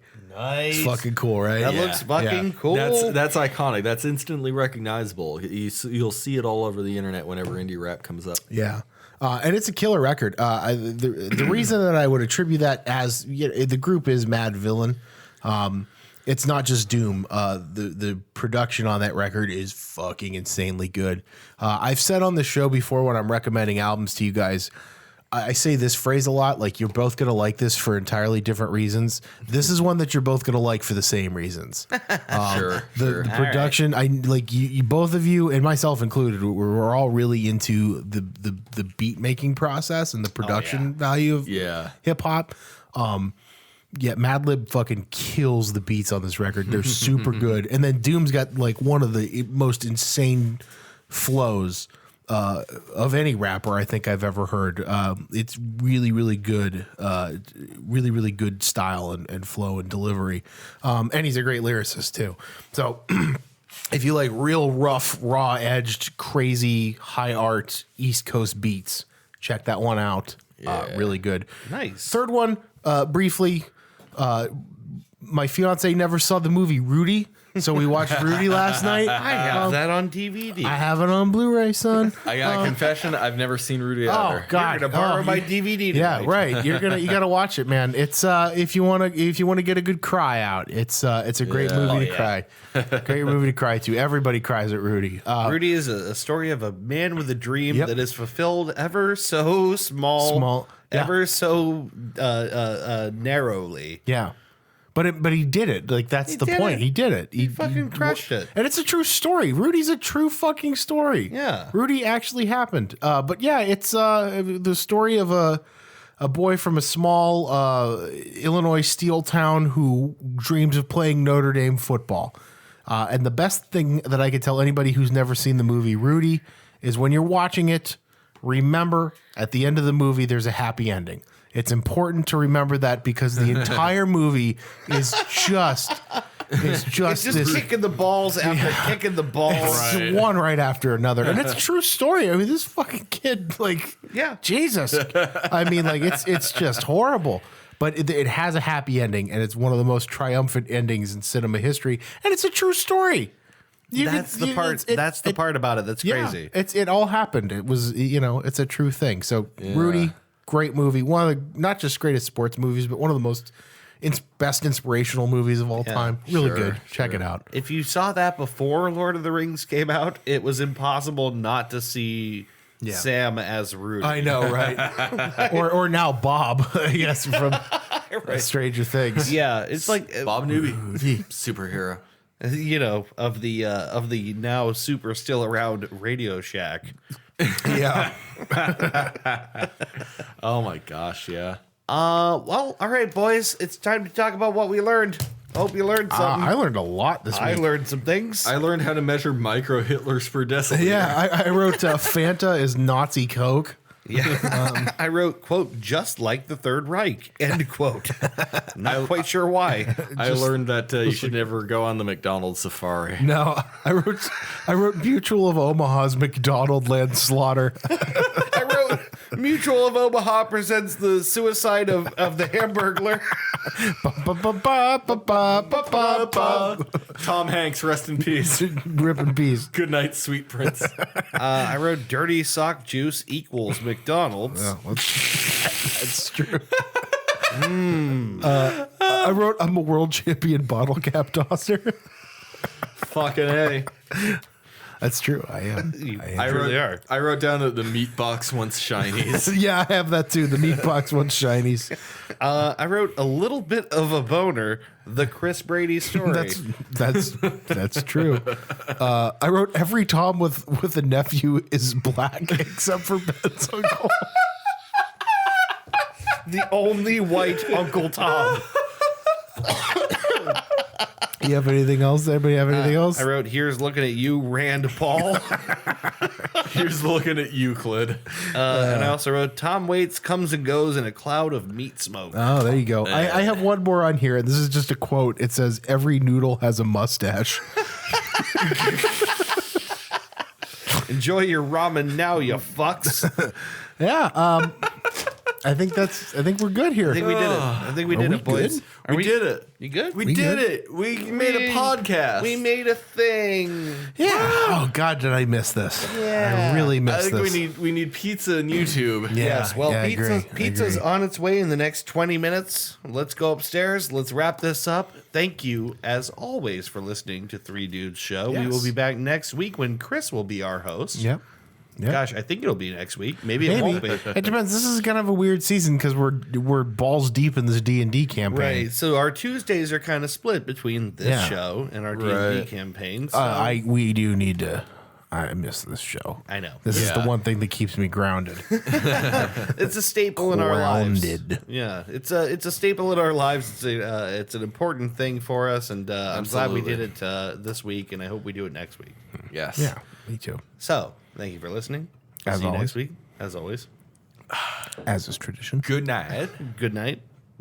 Bye-bye. And good luck. Good luck. Good night. This has Well, I'm been mad as hell and I'm not going to take it anymore. this has been gotta ABC get World mad. News Tonight with Peter Jennings. Ba ba ba ba. Ba ba ba ba ba ba. Ba ba ba ba. No. I think that's something different. Bye.